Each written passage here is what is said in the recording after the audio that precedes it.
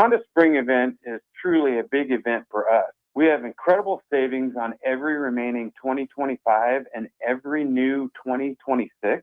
Special low rates, long-term financing, and special lease rates. Maybe it's time you experience the best, the Honda of Lincoln way of doing business. 27th and Yankee Hill Road or online at hondaoflincoln.com. Hi, Sean Callahan here for Coppell Chevrolet, GMC, and Chevrolet. And GMC Truck Month is here. Absolutely huge discounts and 2.9% for 72 months. I also just wanted to share a little bit more about the Coppell family. They've been serving the Omaha and Lincoln and surrounding communities for over 50 years with great customer service and small town charm. That's always been our motto, and we absolutely will not be undersold. It truly is confident buying and confident driving. So come on in, meet the team, check us out at Coppell or at CoppellCars.com. All deals with approved credit.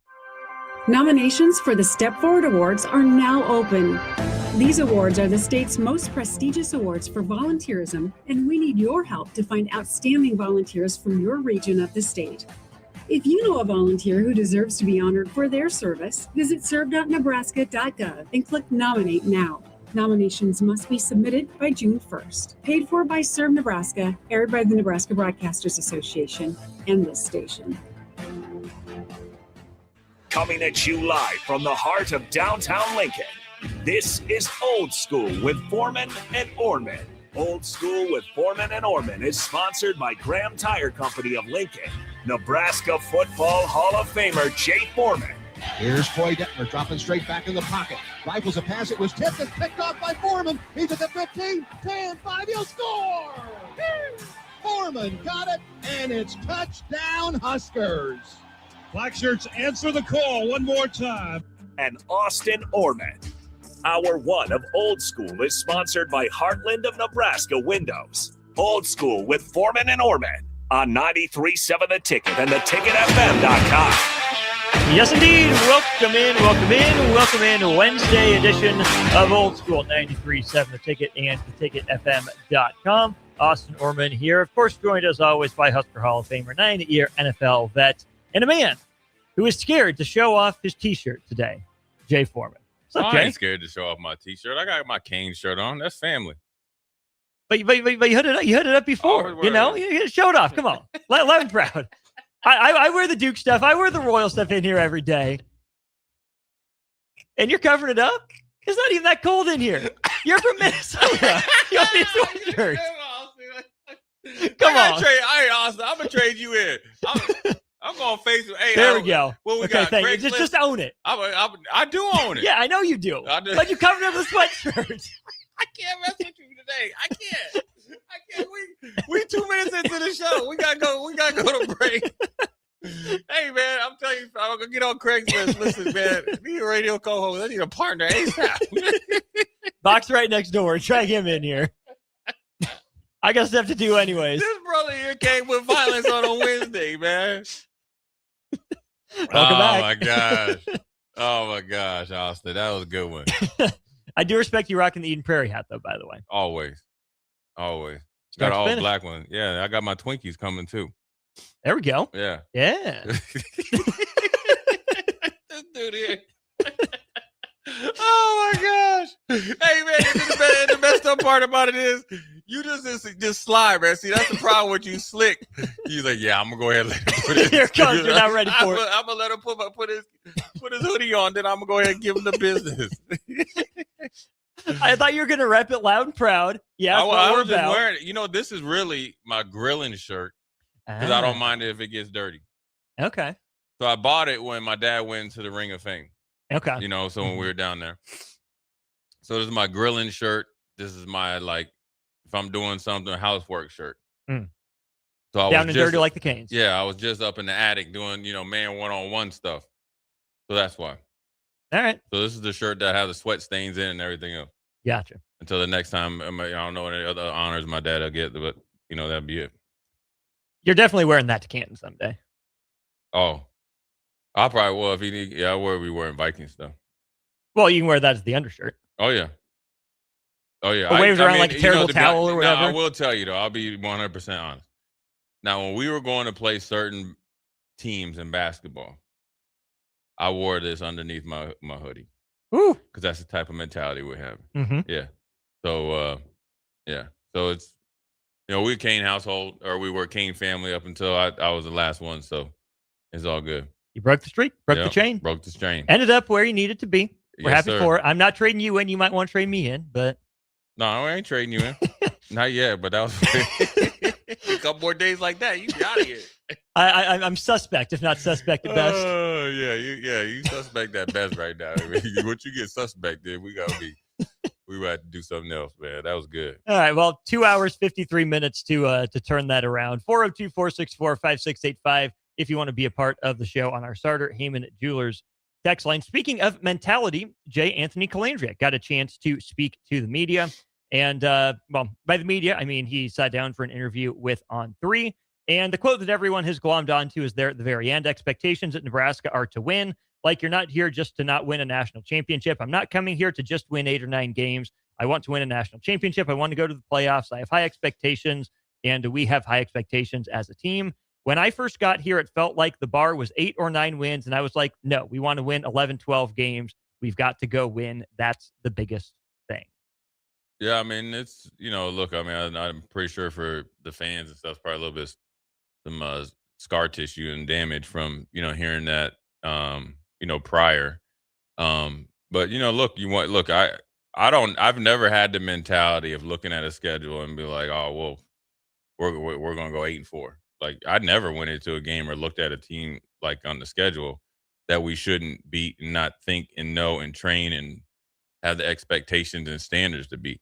Mm-hmm. So I have no problem with, him wanting more than whatever was perceived when he got here. And so, maybe he feels that, he was able to go to UNLV, kind of a hodgepodge team, because they went and they, Dan Mullen killed the transfer portal, went and got him. He left from Virginia, which obviously they had a great year this year. And then he went there, turned them around. I think they won 10, 11 games at UNLV. So he feels that, the things that maybe he learned, and maybe that's just his expectation and mentality that he has, then you like it. You like it, the guy that has some confidence, in what he's doing. And he's, hopefully he holds everybody to the same standard and maybe even higher than what he holds himself. And if you get a bunch, 60, 70 guys that do that, because that's the majority of the guys that are going to be playing, then you'll be well on your way. And so, look, these kids are in front of the camera a lot more than we ever were when I played. Heck, maybe even more than when I was even in the pros. They're treated as if they're,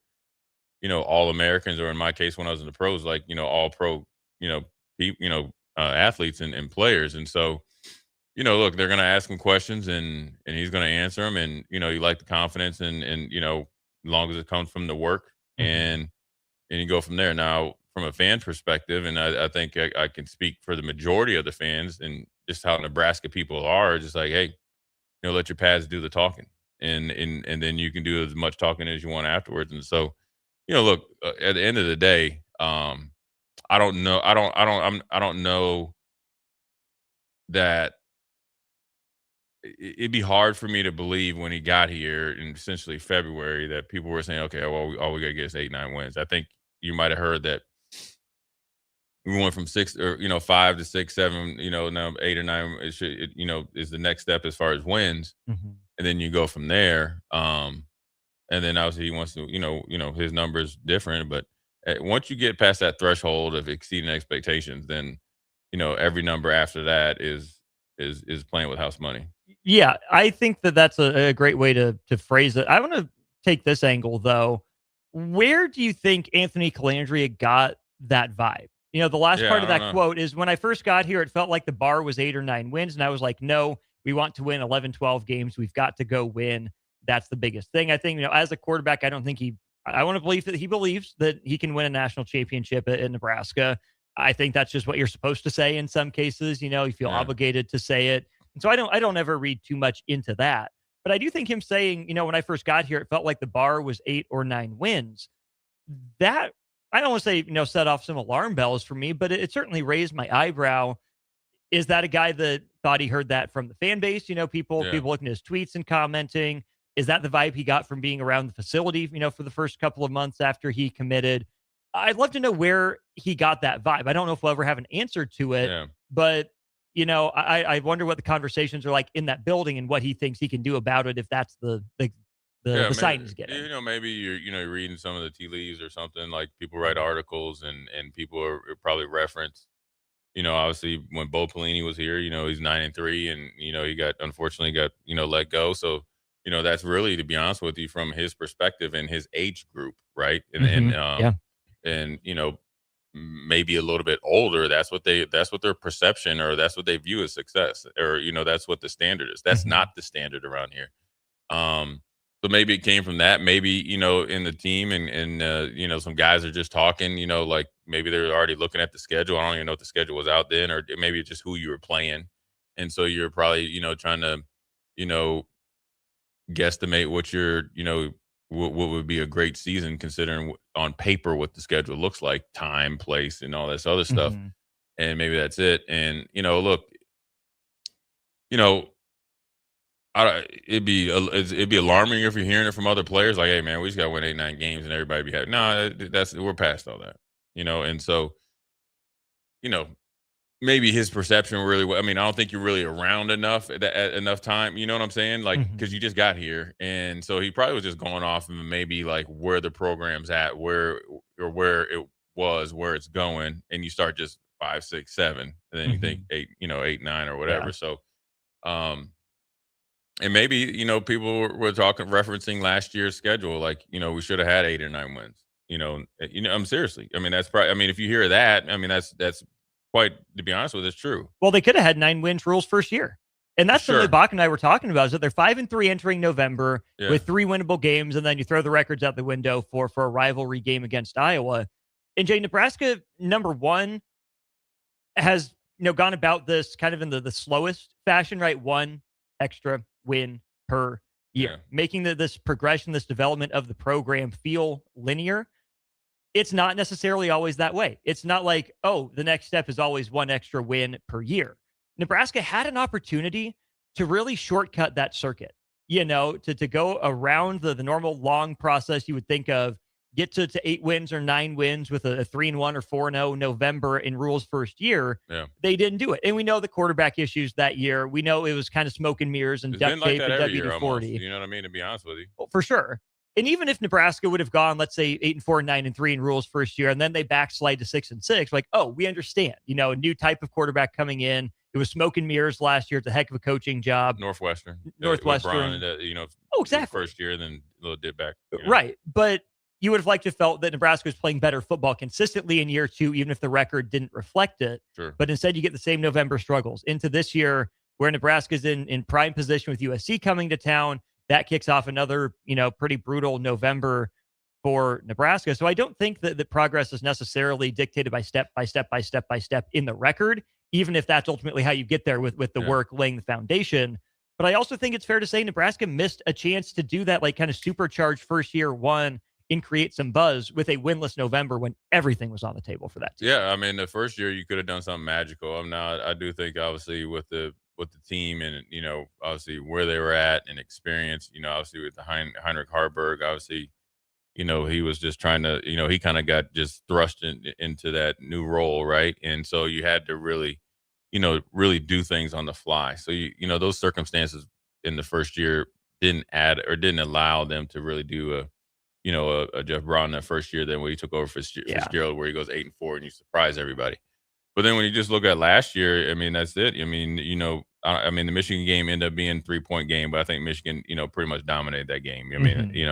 But the Minnesota game is the one that sticks out. And you can, quite frankly, losing Dillon was a huge part of the USC loss, but realistically, it was just the second half defensive, the ability to stop the run. Yeah. And so, so you end up as 7-4 or 7-5 regular season. Your record is your record, but those are the 2 games you really point to. Now, the ones that are in another category is the Penn State and Iowa game, because those are more those what I would put more on the maybe the leadership from some of the seniors, and then a mentality type of game. You know what I'm saying? When Penn State, Coach Rule said the first 8 plays, he had 8 mental errors. That's on the players. Yeah. They're running inside, outside zone, and they're not even getting into gap schemes yet. They're Football 101. They're literally just doing the feel out process in a prize fight. Mm-hmm. The Iowa game, it was a pretty close game at halftime, and then obviously the second half is where it got separated. So, either way, where it was at or where we're at as a program, and where we need to be, the words are one thing, the actions are another. But you got to have, and I will tell you this, it's different. I didn't see him I would have liked to seen him when he was saying it. Yeah. From a former player and just a football player, right? I'll just say a former professional player. Like I can read people's body language. Mm-hmm. Some guys just say it because that's the cool thing to say. Some guys actually say it with their chest. Right. And some guys say, you know what, there's a lot of guys that come into like a basketball season here locally and like, I want to go to state, but they don't do anything in the off season. Mm-hmm. Right. Or they don't do as much, or they do only what's required versus like, okay, we want to, in this case, win all those championships. Then you got to do, what's required and then some on, and on your off days. It comes down to sacrifice. You can tell guys that are really, it's just a sense that you get. So, look, they haven't said much all off season. Everybody knows, coming off, and I think on 3, and then obviously, you can get you get your clicks up right now in a little bit of a slow time with, writing something about Nebraska football. And he's a new quarterback. He hasn't said anything here locally, besides his obligations. Mm-hmm. And then obviously I'm sure he was out of town or whatever when he did it. Yeah. And, he's the new guy. He's taking over for a legacy, recruiting Dylan. And, the breakup was mutual. It was kind of weird just because there was just like, you're here Friday, you're gone Monday. Mm-hmm. No, thank you, no nothing. It's just kind of like just in the wind, like just passing through. And then here he comes, like kind of in a secondary mode that might end up being the choice that you want, because your first one, who you thought you had in the bag at the Las Vegas Bowl, did about face and chased the money to go to Kentucky, and he didn't have any more experience, or I'd argue that I'm not sure that he's more talented than Latif. That because he didn't play at Notre Dame. Yeah, no. I mean, they're the same. They played probably about the same. I mean, I think Latif probably had more meaningful starts. Oh, without a doubt, for sure. Without so a doubt. okay, Yeah. well, so Latif in experience is ahead of him. So then here you go, you get Colandrea, who was up and down at Virginia, and whatever happened there, he went there. He went down to Vegas and kind of got right, Mm-hmm. and was the player of the year in his conference, and was very productive, both throwing the ball and running the ball off schedule. Mm-hmm. And now you get a guy that, what everybody's saying, fits Holgorsen's system where you can play off schedule. Listen, if you have a quarterback, this is the thing. Everybody, there's not a system out there that doesn't fit a quarterback that can throw in the pocket and be effective out of the pocket. Stop with of course. Yeah. So he's got to be really good in the pocket. So off schedule is really, really good. Mm-hmm. But you might have fell into somebody from a leadership standpoint. I think the players, the little that you see, his interaction with the players looks a little different, and that's just his mentality. Maybe he's kind of had a different upbringing where he's kind of had to be, one of the guys, Mm-hmm. and that could pay dividends off in the fall. You bring up the two ways I want to take this. You want to go the Holgorsen route or the Colandrea route? Either one you pick. Okay, let's go the Colandrea route here, because in the same piece, he talks about having a chip on his shoulder. He says, I think I've always had a chip on my shoulder. I feel like that's kind of my superpower. Just never being the biggest recruit, always being underrated. I've kind of carried that from Virginia to UNLV to Nebraska. I want to prove people wrong. I think I've had that chip my whole life. What does that mean in the context of Nebraska? How can that help Nebraska? What does it look like if that chip on its shoulder is, being used positively? Well, I mean, that's, if you got that, I mean, you'd like the whole team to have that, to feel like you've been kind of passed over and be, extremely motivated, to where it really increases your discipline and increases the amount of things that you're willing to sacrifice for the greater good. The chip on your shoulder is like, you feel like, look, he might have been at some quarterback camps coming up, right? And just getting out there throwing the football, if somebody's better than you, right? It's like, look, I know I was a bad dude, right? I know Levante Davis is a little bit better than me, a lot better than me. There's nothing wrong with that. When I watched like but for him, he was seeing, and I always felt like when I was on my game, I was good, but he probably was thinking like, I'm just as good as this dude. Matter of fact, I'm better than him. And he's going to Florida State or Clemson or wherever they're going. And they came at him because, he's 5'11", 5'10". Right. And so that creates a chip on his shoulder. Maybe that he felt like, he tried to reach out to some schools and they kind of just, all right, we'll get back to you. And you're the second or third option. Which, by the way, he was at Nebraska. Let's be honest about that. Right. But that's free agency, though. Right. It's still second or third. But you never know if he was really going to leave UNLV. You know what I'm saying? I mean, it wasn't like it came to, and you just don't know what the process was. And that's, and that might be the case. But just think of maybe he's at Virginia. He's playing well. They say it's a competition. He's won the competition numbers wise. He's a really good player. And then it's always kind of back and forth. I've been there. Yeah. And you never let go of that, man. And you know what I'm saying? And so for him to come on a team to have that, and it's a true chip on your shoulder, you'll tighten some dudes up, man. And you won't have any remorse for pushing guys' buttons.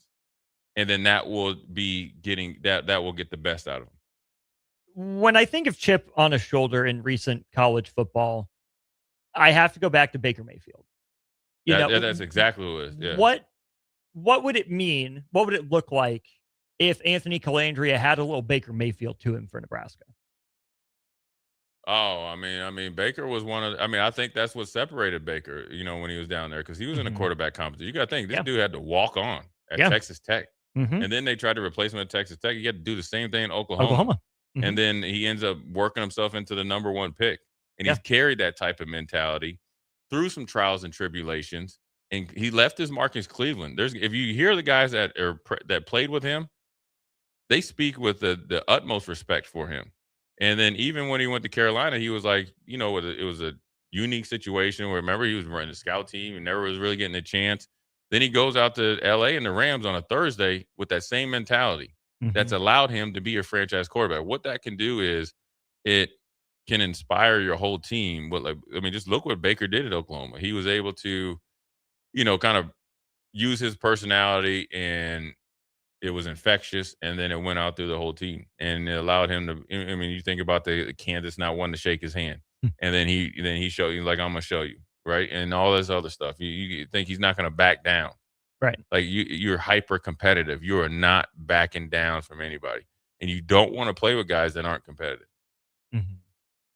So, look, I'm glad he's got a chip on his shoulder. It's whatever reasons that he has in his mind. Michael Jordan used to make up stuff, and you just gotta have a chip on your shoulder. If you're not, because his road here hasn't been smooth. No. And there's probably people doubting him, right? And he probably figures that, to be honest with you, when you look at it, him going after being the player of the year in his conference and what he did on the field, I'd have a chip on my shoulder. I should have been one of the top guys in the. Heck, look at Sorsby. This is the dude that you wanted. Sorsby was okay last year, really good after the Nebraska game, kind of fizzled out. Like, if he's comparing himself, right, and so, I think that if he stays healthy and his mind is right, and then he understands that, the weaknesses that he gets to get better at, I think he'll be just fine. The other aspect of this then is with Dana Holgorsen and the scheme. There's a couple lines in the piece here. Colandrea had the freedom to do what he wanted in the UNLV office because Dan Mullen and Corey Dennis trusted him. That's carried over to Nebraska, where the quarterback has had open communication with Holgorsen about what he sees on the field. What do you hear when you hear that, Jay? He had the freedom to do what he wanted in the UNLV offense because his head coach and OC trusted him. What does that actually look like in practice? Well, that trust comes from open lines of communication, right? And you got to be invested on both ends, right? Because when we're talking at a different level, and it's got to be calculated risk. And Is that something that comes out in game planning throughout the week? Is that something that comes out like in timeout huddles before third down? Do you trust your quarterback? I mean, that's got to be from the very beginning that we have to build a relationship. You don't trust anybody playing, especially playing football, and him being the play caller, if you don't have a trust and then you're not able to articulate and communicate what you're thinking and why you did something. If you're just out there freelancing, it's not going to work. And that's not what they mean by freedom. Right. And so if he sees something, you trust him, then he's got to get in the right play or make the right decision. It comes from, you trust he's got a lot of experience. You feel like, his mentality fits the offense, and you always like a player or players to have ownership of the playbook. And in order for, Dana's offense to work, they're going to have a bond. I mean, you thought that him and Dylan had it. I think Colandrea's personality is like night and day, totally different. That doesn't mean that Dylan personality wouldn't have worked. I mean, heck, up until he got hurt, the USC game, everything was fine. Now there's stuff that he could get better at, and they probably could have done better to fit his skill set. And there's going to be things that Colandrea needs to get better at, and there's going to be things that he's going to have to, his skill set is going to have to be, or the play call is going to be curtailed to his skill set. And you're not, if you expect him coming in here like Cam Newton against like when it's good competition. I mean, the non-con, that's just kind of child's play. Yeah, it's really going to come out when you start playing in the Big Ten and the big boys. And so he's got to be able to be calculated. But I think they feel comfortable with his leadership skills. I think they feel comfortable top to bottom, more comfortable with that quarterback room than they had in a long time. Yeah, with Colandrea, Latif, like you said, with more experience than Minchie, and then you Danny got three Kaelin starters in there, and so and you obviously want Colandrea to lead the whole way, but ultimately, it's not just with him and Dana; it's him and the other two. It's a room and a collective have to have a mindset of trying to win a championship. 402-464-5685 if you want to be a part of the show. Bolt, we can answer your question when we get back from an interview. We'll have a Derek Minner, MMA fighter, headlining the Dynasty Combat Sports lineup coming up on Friday down at Pinnacle Bank Arena. We'll talk to Nebraska's very own Derek Minner, what's going into his run at Dynasty Combat Sports, and more next on Old School. You're listening to Old School with Jay Foreman and Austin Orman. Download the mobile app and listen wherever you are on 93.7 The Ticket and theticketfm.com. Graham Tire presents life's greatest adventures. Okay, take the worm, put it on the hook. Now bring your pole back and throw it forward. And just let the fish come to you. I got a bite! It's a big one, Dad! Great road trips start with great service. Graham Tire, your tire store next door, with 5 convenient Lincoln locations, getting you to the places that matter most. Hi, Charlie Stone again, and Andy Goodyear with Honda of Lincoln will be joining me to talk about the Honda Spring event. Andy, I know this is a big event for you. Please tell us all about it. I want to start out by thanking the Lincoln car buyers for an incredible year in 2025. It's just been announced that Honda of Lincoln is Nebraska's only Honda dealer to earn the prestigious Honda President's Award for 2025. Wow, that's great, Andy. How many times now have you earned that President's Award? It's a total of 20 times now, Charlie. The Honda Spring event is truly a big event for us. We have incredible savings on every remaining 2025 and every new 2026. Special low rates, long-term financing, and special lease rates. Maybe it's time you experience the best, the Honda of Lincoln way of doing business. 27th and Yankee Hill Road, or online at hondaoflincoln.com. Right now in Lincoln, neighbors are facing hunger and homelessness, and they need our help. Your donation to Matt Talbot Kitchen and Outreach for Give to Lincoln Day helps provide nutritious meals, safe shelter, and life-changing support. Your gift goes even further thanks to matching funds from the Lincoln Community Foundation. Working together, we can make our community stronger by ensuring that everyone has access to nutritious food and a safe place to sleep at night. Give to Matt Talbot today or anytime through May 28th at givetolincoln.com. Hi, Sean Callahan here for Couple Chevrolet, GMC, and Chevrolet. And GMC Truck Month is here. Absolutely huge discounts and 2.9% for 72 months. I also just wanted to share a little bit more about the Koppel family. They've been serving the Omaha and Lincoln and surrounding communities for over 50 years with great customer service and small town charm. That's always been our motto, and we absolutely will not be undersold. It truly is confident buying and confident driving. So come on in, meet the team, check us out at Koppel or at koppelcars.com. All deals with approved credit. Does someone in your household avoid phone calls because they can't hear clearly, or do they have difficulty speaking on the phone? Nebraska offers a solution. The Nebraska Specialized Telecommunications Equipment Program, or NSTEP, provides financial assistance for specialized devices like amplified phones, captioned telephones, smartphones with Bluetooth pairing to hearing aids, and speech-generating devices. If you're a Nebraska resident with a certified hearing or speech disability, you may qualify. It's not income-based, and once approved, you own the equipment. Learn more or apply at psc.nebraska.gov or call 1-800-526-0017. Spring is here, and it's time to wake up Judson. Judson Irrigation is eager and ready to get your sprinkler system up and running for the season. Judson's technicians will check for winter damage, adjust your sprinkler heads, and show you how to set your controller for effective sprinkling coverage. The Judson Irrigation team is here for you. Stay safe. Keep summer green. Call Judson Irrigation 402-420-6277 or judsonirrigation.com. Back to Old School with Foreman and Orman on 93.7 The Ticket and theticketfm.com.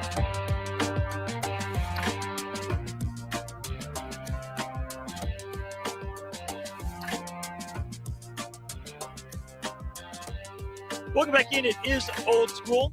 Austin Orman, Jay Foreman with you. Right now, though, we are headed to our Allo Fiber VIP line where we're joined by a local guest, one of the best in the MMA scene from Nebraska. It is Derek Minner. Derek, welcome to Old School. Thanks for taking some time. How are you doing today? I'm good, man. How are you? We are doing great. Excited to have this chance to chat with you ahead of what should be an electric Friday night at Pinnacle Bank Arena. I guess first and foremost, set the stage for us. What's going on at PBA Friday night? Dynasty Combat Sports, Spring Brawl, Derek Minner main event, bare knuckle boxing. There's some women kickboxing fights. There's some bare knuckle boxing. Like I said, bare knuckle MMA, and then regular MMA, man. Bare knuckle MMA is your calling card right now. That's what you're going to be doing on Friday night. Tell our listeners your backstory. How did you get into the fighting scene, the fighting game? Man, I've been fighting we're going on 19 years since I was 18. When I was in high school, me and Anthony Smith ran around together. He was already fighting. So as after high school, I went to 1 year in college wrestling, came back and started fighting right after that. So and here we are. I guess was like, well, I like this. This is what I'm going to do for the rest of my life. So here we are.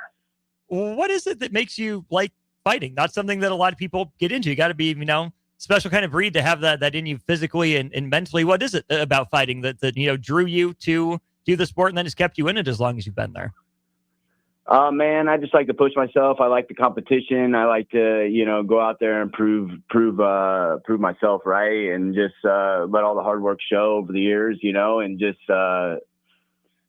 show that you can do anything when you set your mind to it and put some goals on it, Derek, this is Jay Foreman. I wanted to ask you, man, about the mentality that's, you learned in wrestling, and obviously you're going into a one-on-one battle. Just walk us through, like, leading up to this weekend and how your mentality's changed and how it's become more comfortable since you have that wrestling background, which is hyper competitive. Yeah, man. I think that just this week. I mean, it's just all natural now, man. This would be around my 61st fight, I would guess, from my amateur to my pro career, and so it's just routine at this point. It's just get your water intake in, get that water load in, so that at the end of the week we can get the weight cut going. Keep that mindset, keep blowing out your lungs each day so that you get a good workout in, but you got to take that time to rest. And then tonight a little bit, get a good workout and good sweat in. Tomorrow, cut the rest of the weight. We'll go weigh in, rehydrate, gain about 15, 16 pounds, and then the fun parts start. You get to go get in a fist fight with a grown man and not get in trouble for it, Yeah, and I wanted to ask you, what's the big difference between bare knuckle MMA and then obviously the regular MMA? This is the without the gloves? Yeah, yep. All the rules are the same. The round minutes are the same. Everything's the same, but you just don't have gloves on. Simple as that. So you got to be a little bit more careful with your punches and your strikes. You got to be more accurate, and and the grappling, might be a little smoother without gloves on. So we'll see. I mean, I've never watched a bare knuckle MMA fight live, and I've never competed in it, so this will be the first time. What led to this being your first time doing bare knuckle? What's that? What was it that led to you making your bare knuckle debut? Well, I've talked about it because there's a couple big promotions popping around. So I've talked about it, but then we had a matchup, and then 3.5 weeks out later, 3.5 weeks ago, he pulled out of the fight, and so the matchmaker Henry got a hold of Eduardo Peralta, who I am facing, and he said he would take the fight, but he didn't want gloves because he had been competing in bare knuckle boxing for the last few years, and I think that apparently he thinks that's an advantage to him. But so of course I agreed to it, and we're gonna go have some fun. Derek, I wanted to ask you. I mean, obviously, when you get into these matches and stuff like that, obviously you got to, just go on feel and instinct, and obviously you got a ton of experience with, well over 50, and obviously going on your 60th fight. How much film study does you and yourself and your team use going into, every match, but in particular this one? Man, I kind of just get there. I game plan for all my fighters. I run the team here at Premier Combat Center. And watching film, I knew what he does. He had fought Dakota Cochran in bare knuckle boxing, so I knew he was a striker. And I watched one film, and for me, at this point in my career, I already know, I watched this one film, I think probably a minute and a half long, and I'm like, oh, well, here's what he does. But my thing is, about my 15th or 16th pro fight, I fought a kid for RFA #1 contender spot, and my game plan didn't turn out, and I kind of got flustered in the fight really much. And so at that point, I just kind of laid it in the hands of the guys that are training me and my coaches, and go from there. And I just concentrate on myself. Concentrating on yourself seems to be a mantra across sports. We're talking with Derek Minner, an MMA fighter here, taking center cage, if you would, for Dynasty Combat Sports 1 away to Pinnacle Bank Arena coming up on Friday. Derek, what does it mean to you to be fighting here across the Midwest and in the West, but especially here in Lincoln, not far from where you grew up under the lights at Pinnacle Bank Arena? What does it mean to you to represent your hometown here on this stage?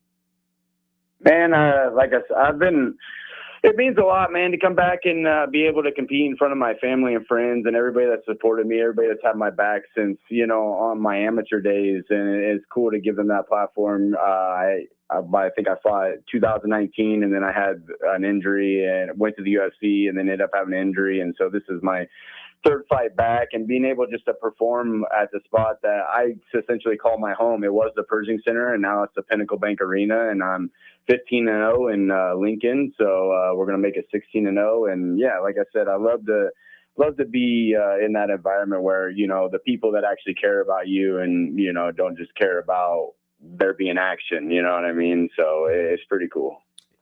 Derek, I want to ask you, I'm a former football player, and I always tell people, even when there's 90,000 people in there, you don't hear anything except for I always say you only hear the people that you want to hear. All I wanted to ask you is going to be a pretty packed place this weekend. Is it easy for you to concentrate and hear the voices of your team when you're really hyper focused on your opponent?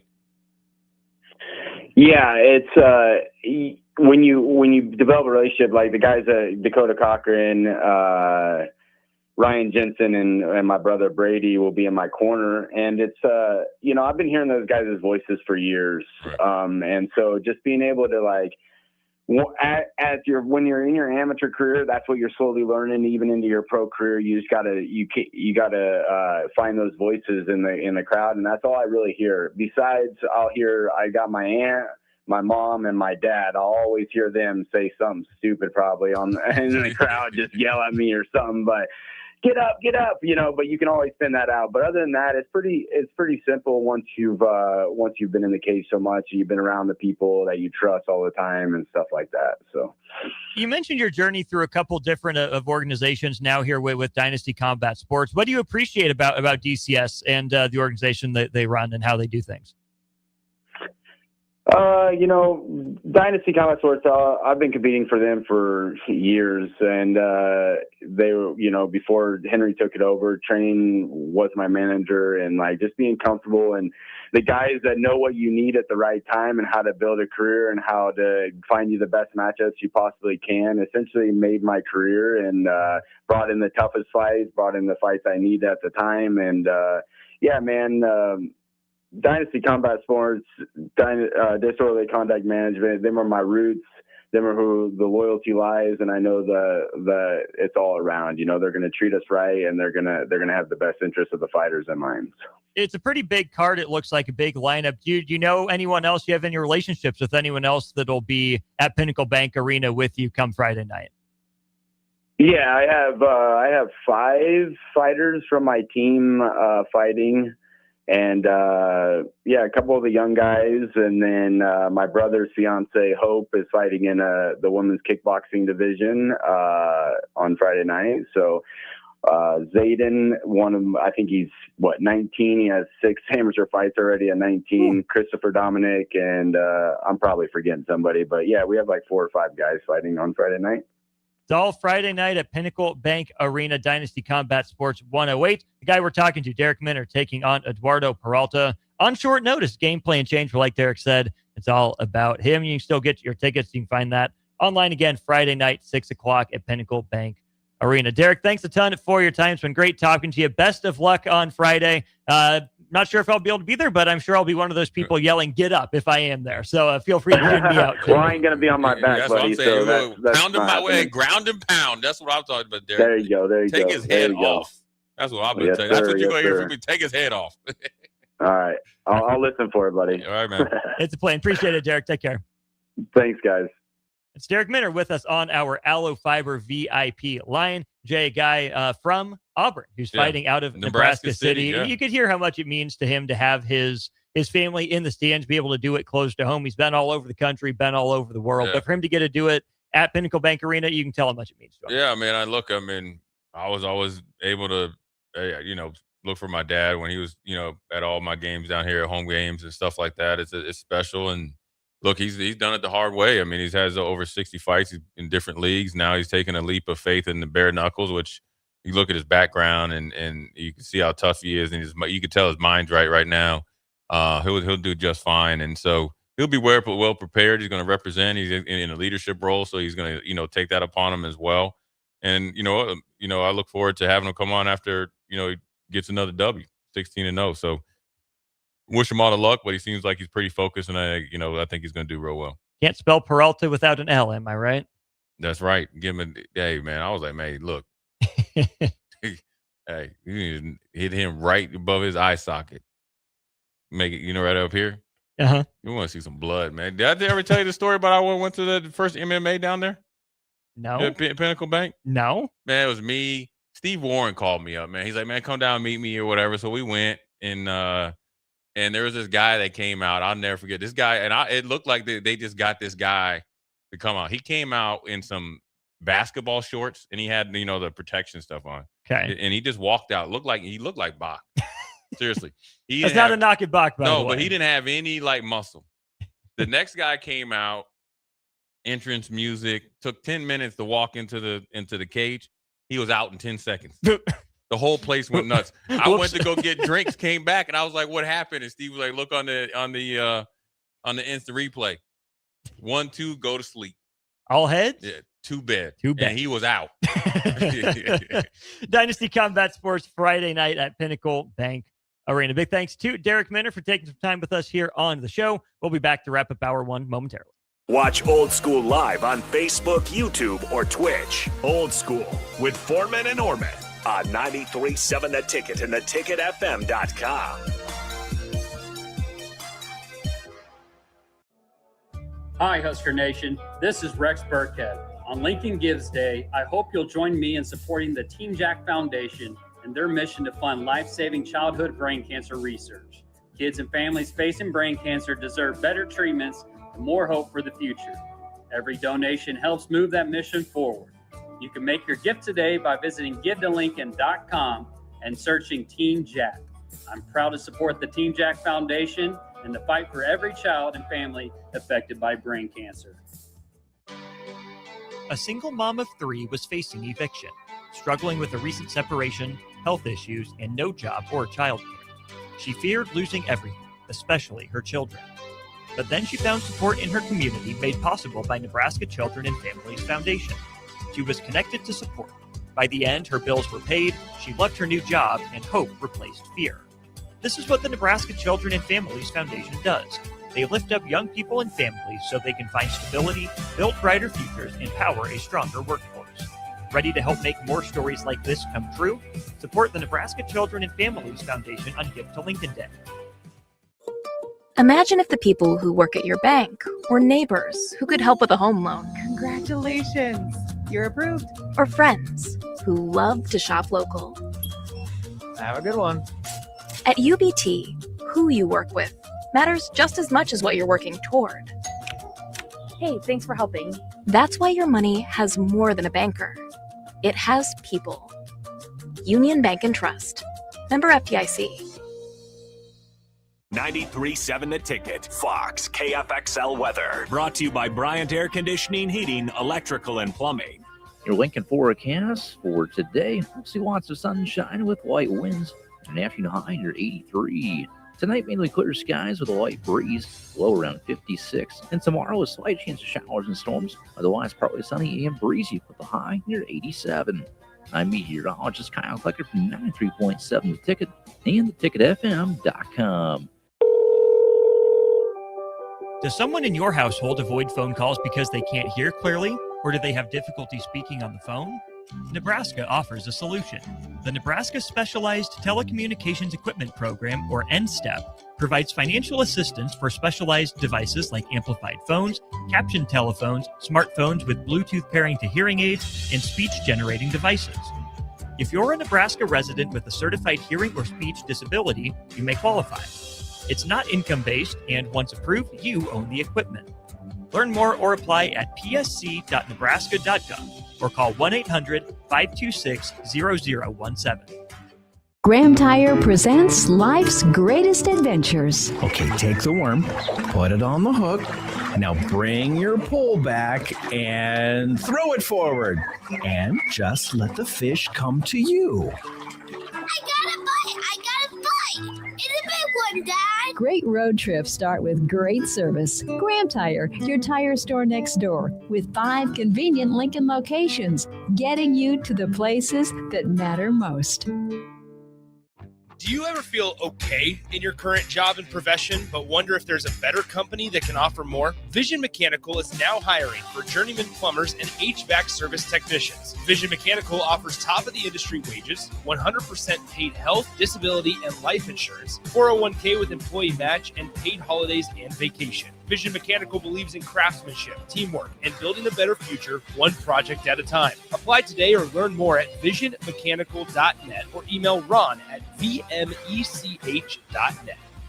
The end of the school year is drawing near, which means graduation parties are coming soon. Are you prepared for hosting? Führer's Cheese Spread is the dip that brings everyone together to celebrate graduations and the close to a great school year. And it goes well with crackers, meats, soups, and more. How could you consider throwing a party without it? Get to your local grocery store today and load up on Führer's Cheese Spread. No graduation party is complete without it. Hi, Husker Nation. This is Rex Burkhead. On Lincoln Gives Day, I hope you'll join me in supporting the Team Jack Foundation and their mission to fund life-saving childhood brain cancer research. Kids and families facing brain cancer deserve better treatments and more hope for the future. Every donation helps move that mission forward. You can make your gift today by visiting givetolincoln.com and searching Team Jack. I'm proud to support the Team Jack Foundation and the fight for every child and family affected by brain cancer. Are you looking for an exciting new way to put your skills to work? Explore new career options in the fintech industry at Currency, a Sandhills global company. We offer full-time positions in financial sales, compliance, operations, and other fields. We also offer a 4.5-day work week, an attractive benefits package, and opportunities for advancement. Put your motivation to work and grow with us at Currency. Visit gocurrency.com/careers to learn more. At Raising Cane's, we focus on making the most craveable chicken finger meals, getting them right every time. That's why we hand batter every chicken finger, mix every cane sauce, butter every Texas toast, stir every slaw, salt every fry, squeeze every lemon, and brew every ounce. We do this inside every Raising Cane's, every day, because when you do it right, you can taste it in every bite. Raising Cane's chicken fingers, one love. Remember your first Salt Dogs game? Maybe it was a class trip out on the berm, or date night with actual fireworks, or team building that didn't feel like work at all. For 25 seasons, Haymarket Park remains Lincoln's place for firsts like these, the kind that last. Because it's more than a baseball game. It's the joy of being here together. These are the traditions that bring us home. So here's to you, Lincoln. Your local tradition plays on. Get your tickets at saltdogs.com. Select Plumbing and Utility has been serving Lincoln and the surrounding area for 14 years, and they're not slowing down. Select Plumbing and Utility handles all your plumbing needs, from faucets and water heaters to full renovations, and they can even help with your heating and cooling needs. They're also Lincoln's underground experts, repairing and replacing broken underground water and sewer lines since day one. Contact Select Plumbing and Utility today at 402-560-6197, assuring excellence in every situation, opportunity, and challenge. That's 402-560-6197. Back to Old School with Foreman and Orman on 93.7 The Ticket and theticketfm.com. That is, welcome back to Old School. Austin Orman, Jay Foreman here. Big thanks to Heartland of Nebraska Windows for sponsoring hour one of the show. Heartland of Nebraska Windows is based down in Hallam, Nebraska. They offer a free estimate, full window replacements, all vinyl, triple pane windows, and a lifetime warranty on everything while keeping their prices affordable. Heartland of Nebraska Windows is locally and family owned with their own team of installers. You can give Heartland of Nebraska Windows a call today for more info at 402-430-3852. You can also visit them online at heartlandofnebraskawindows.com. Austin Orman here, Jay Foreman there. We're headed to our Starter Heyman Jewelers text line here, Jay. Bolt wants to know, do you feel like Nebraska is better off with Anthony Colandrea in 2026 than it was with Dylan Raiola in 2025? Ooh. I mean, I can't say that. I mean, starting off the season, I figured Dylan would have a good season. I mean, he was doing pretty decent up until he got hurt. So yeah, I feel better about the whole quarterback room. I'll say that. I wouldn't say that at this point that, I feel comfortable with both. I would say that, but we shall see. I think it's more a categorization of it's different. It's different. I think he's a different kid. Different type of player. Different type of player, and so there's no direct comparables. They're not, right. Dylan's more of a pocket quarterback. He's kind of a little modern day, kind of do it everything. And so I think they both have their, positives and negatives. And so, I mean, he's got weaknesses and strengths, and so does Dylan. So, I'll give him a little bit. I'll give him the uptick or the tip the hat. I think probably leadership definitely weighs in his favor. And that's just different personality. And now, granted, he's older though too. Had more cracks at it. More cracks at it. So he's in. Maybe if you look at him back at Virginia, maybe that's not the same vibe you'd get. I think he's been through some stuff, and I think it'd be no different if Dylan came here in another year or so. I think he'd get a different version as well. No, I completely agree, which is why I think it bears watching what happens at Oregon with him. He's gone, he's not coming back, but to see what the growth and development looks like up there after a year most likely spent on the bench and then in competition with the top recruit in 2027. Yeah, and the guy there right now is pushing him too. So I think look, it's, you got a cream rise to the top. I mean, he'll get the benefit of the doubt. Obviously they probably, put a little change in his pocket. He's got a tremendous amount of talent, man. I mean, I think it's people so quickly be like, oh, he wasn't that good. Yeah, he was pretty good. He was pretty good. Yeah. Now there's things that he needed to get drastically better at from year 1 to year 2. I don't think he did that, and that falls on him. Now he's going from year 2 to 3. He can make a lot of improvement at Oregon and get a lot of games in because they blow people out the water. Yeah. So it's not like you're going to be sitting there and games are always 17-14. So you got to be ready to go. That you do. We are ready to go into hour 2 of the show. Get ready for another summer of LeBron. That's right. That's right. I'm hype about it too. Until he makes a decision. I'm hype about it too. Not Let's talk about it every day. Another one. Every day. Lots of angles to play with for this LeBron James summer. Like it or not, that's where we're going. Come back with us. What should LeBron do? What do you think he'll do? What would it mean for the NBA? Plenty of questions we can throw out there, some of which we can guess at. That's coming up to lead off hour 2. Evan Blaine to talk some Husker baseball at 4:30. That's all here on Old School, brought to you by Graham Tire. You're listening to Old School with Jay Foreman and Austin Orman. Download the mobile app and listen wherever you are on 93.7 The Ticket and theticketfm.com. If you're seeking a career with a growing company, Gaina Trucking and Excavating is hiring and looking for additions to their team. Gaina Trucking has a strong team culture, competitive pay, 401ks, and benefits like health, dental, and vision. Drivers are guaranteed 40 hours per week, even in the winter months, and are home every night. Start your career today at Gaina Trucking and Excavating. Apply today at GainaTrucking.com. This is Jordy Ball for Anderson Ford. For years, Anderson has relied on an exceptional customer experience. But just this once, they're going to rely on a really great pitch. Right now, lease a 2026 Ford F-150 for $197 per month for 36 months. Experience better at Anderson Ford. Stock number 1008753 at $99 per month, lease for 36 months with approved credit, 7,500 miles per year, $10,250 due at signing. No security deposit required. Tax, title, and license fees extra. Residency restrictions apply. Program subject to change. Must take new retail delivery from Anderson Auto Group by 4/30/26. If you or anyone you care about is facing a family legal matter, call Cordell and Cordell today at 1-855-GET-LEGAL or visit CordellCordell.com to schedule your consultation. There's a lot on the line in divorce. This is Joe Cordell of Cordell & Cordell, the largest family law firm in the country, with over 35 years of helping clients navigate divorce. But being big doesn't mean less personal or less local. Our attorneys live and work in your community, and as neighbors, they understand the challenges your families face. Divorce touches all areas of your life: your home, savings, retirement, and of course, kids. So when you find yourself facing divorce, you need a partner you can count on. Visit CordellCordell.com to schedule your consultation. If you or anyone you care about is facing divorce, contact Cordell and Cordell today. With over 100,000 clients served, we understand the challenges you're facing on a personal level. Call Cordell and Cordell today at 1-855-GET-LEGAL. That's 1-855-GET-LEGAL. 1221 N Street, Lincoln. Are you looking for something different for lunch or dinner in Lincoln? Big 8 is now open at 1226 P Street, serving seafood boils and Asian cuisine. Get your hands messy with fresh, flavorful seafood boils, hot, cold, and made to share. Or enjoy classic Chinese and Asian dishes, perfect for lunch, dinner, or a night out with friends and family. Big flavors, generous portions, and a brand new dining experience. Big 8, now open in Lincoln.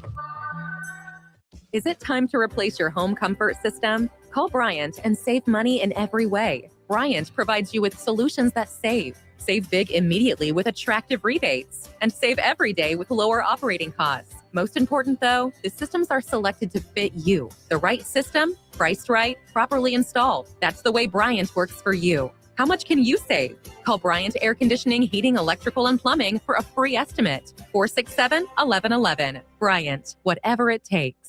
This is Lincoln's home for sports talk on the FM dial. Also online at theticketfm.com. On the internet, KNTK FM Firth, 93.7 The Ticket. A single mom of 3 was facing eviction, struggling with a recent separation, health issues, and no job or childcare. She feared losing everything, especially her children. But then she found support in her community made possible by Nebraska Children and Families Foundation. She was connected to support. By the end, her bills were paid, she left her new job, and hope replaced fear. This is what the Nebraska Children and Families Foundation does. They lift up young people and families so they can find stability, build brighter futures, and power a stronger workforce. ready to help make more stories like this come true? Support the Nebraska Children and Families Foundation on Gift to Lincoln Day. Do you ever feel okay in your current job and profession, but wonder if there's a better company that can offer more? Vision Mechanical is now hiring for journeyman plumbers and HVAC service technicians. Vision Mechanical offers top-of-the-industry wages, 100% paid health, disability, and life insurance, 401k with employee match, and paid holidays and vacation. Vision Mechanical believes in craftsmanship, teamwork, and building a better future one project at a time. Apply today or learn more at visionmechanical.net or email Ron at vmech.net. If you're seeking a career with a growing company, Gaina Trucking and Excavating is hiring and looking for additions to their team. Gaina Trucking has a strong team culture, competitive pay, 401ks, and benefits like health, dental, and vision. Drivers are guaranteed 40 hours per week, even in the winter months, and are home every night. Start your career today at Gaina Trucking and Excavating. Apply today at GainaTrucking.com. Get rid of pesky critters once and for all with Bats to Rats. Their expert team is here to help you reclaim your home.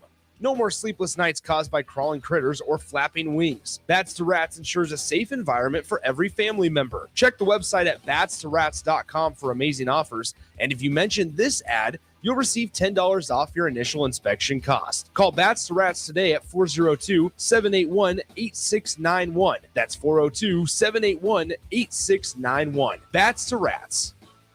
Rico here with HIS Auto Care at 70th and Van Dorn, letting you know HIS is a great place to bring your vehicle for service. With superior service, bumper to bumper, we'll treat your vehicle like it's your mother's. Doesn't get any better than that. So call 402-488-8934 and HIS Auto will make you glad you did. 5% off, mention this ad, and for sure your mother will be proud you called. 402-488-8934, HIS Auto Care, 70th and Van Dorn. God bless you. Rick Heyman here from Sartor Heyman Jewelers. I want to personally thank our great customers for voting us once again the best of Lincoln. At the same time, we're celebrating our 120th year in business in the great state of Nebraska. You can count on Sartor Heyman for the very best quality, value, and customer service. When it comes to your jewelry needs, visit us at South Point, Grand Island, and the Outlet in downtown Lincoln. Visit us today at sartorheyman.com, and thank you for your continued trust after all these years. When something breaks, you want someone you can trust to fix it right. Empire Repair is now open in Waverly and ready to serve our community with reliable auto repair and maintenance. From routine service to bigger repairs, our team is here to keep you on the road. Stop by Empire Repair in Waverly or call 402-786-2224 to schedule your service today. Empire Repair, proud to serve Waverly. Coming at you live from the heart of downtown Lincoln. This is Old School with Foreman and Orman. Nebraska Football Hall of Famer Jay Foreman. Here's Troy Detmer dropping straight back in the pocket. Rifles a pass. It was tipped. It's picked off by Foreman. He's at the 15, 10, 5. He'll score! Foreman got it, and it's touchdown Huskers. Black shirts answer the call one more time. And Austin Orman. Old School with Foreman and Orman is sponsored by Graham Tire Company of Lincoln. Your tire store next door with 4 Lincoln locations. Old School with Foreman and Orman on 93.7 The Ticket and theticketfm.com.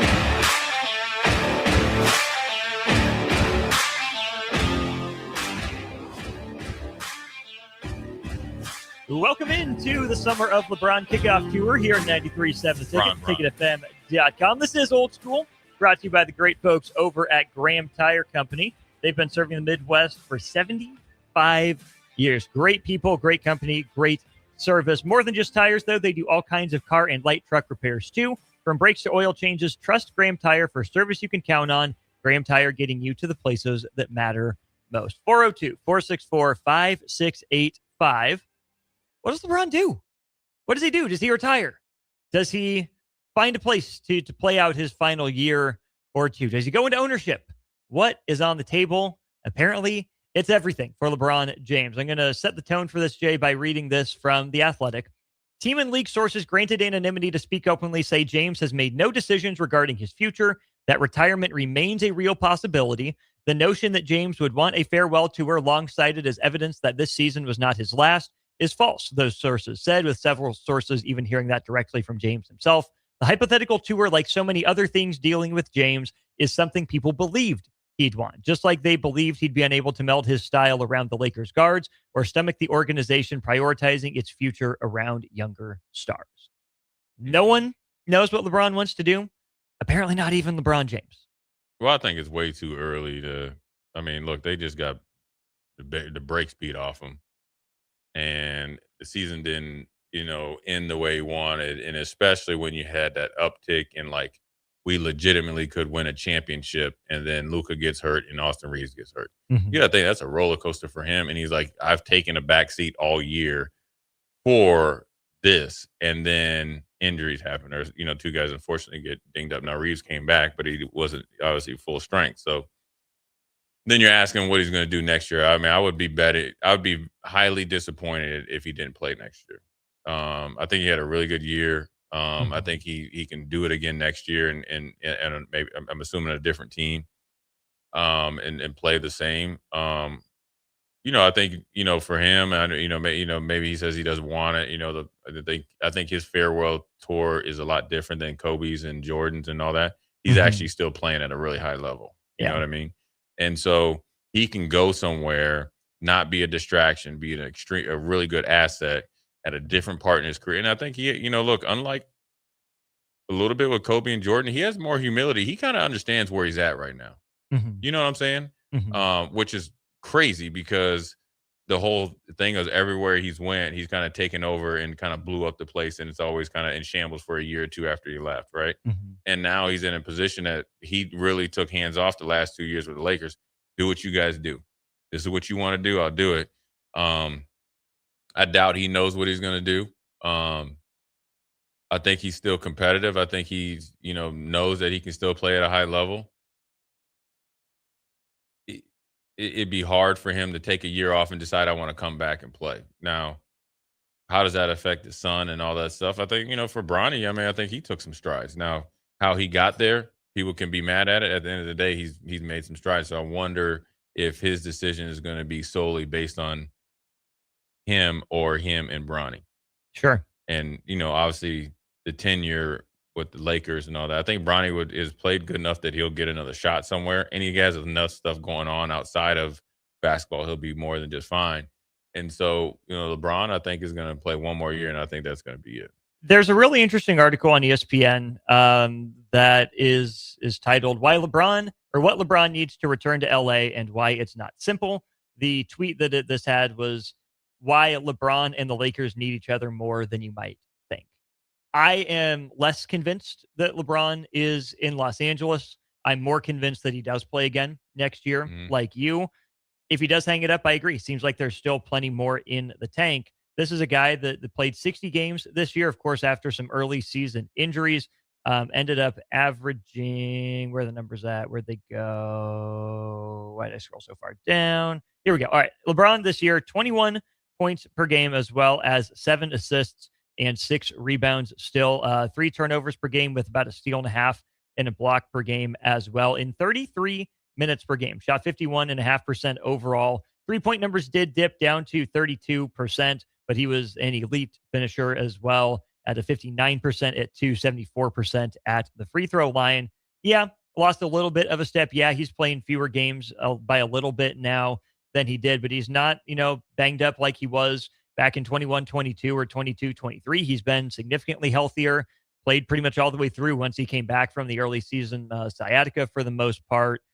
There's got to be more there. So, Jay, let's just go ahead and say his Lakers tenure is over. Mm-hmm. Does he go into the Basketball Hall of Fame as a Laker? Does he go in as a Cat? No. Does he go in with the Heat? Which jersey, I should say, will you remember LeBron James in the most?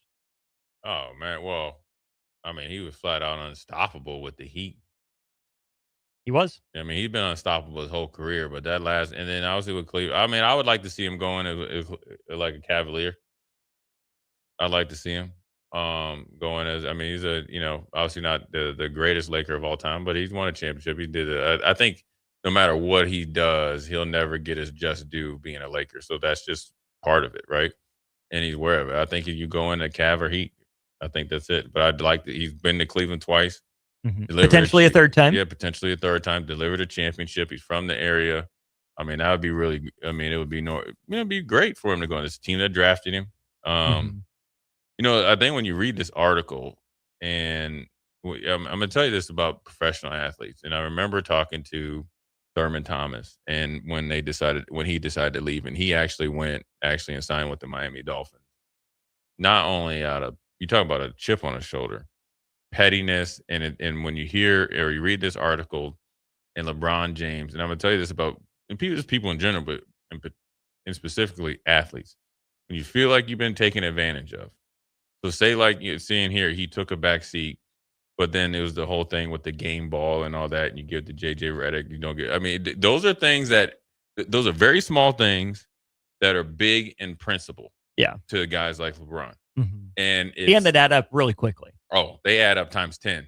Because I guarantee you, the whole ride home, he's probably talking to his wife about that, or his agent, or he called everybody. He was ready to buckle that basketball into the car, right? And didn't have anything. Well, buckle in. It's like, can you believe this?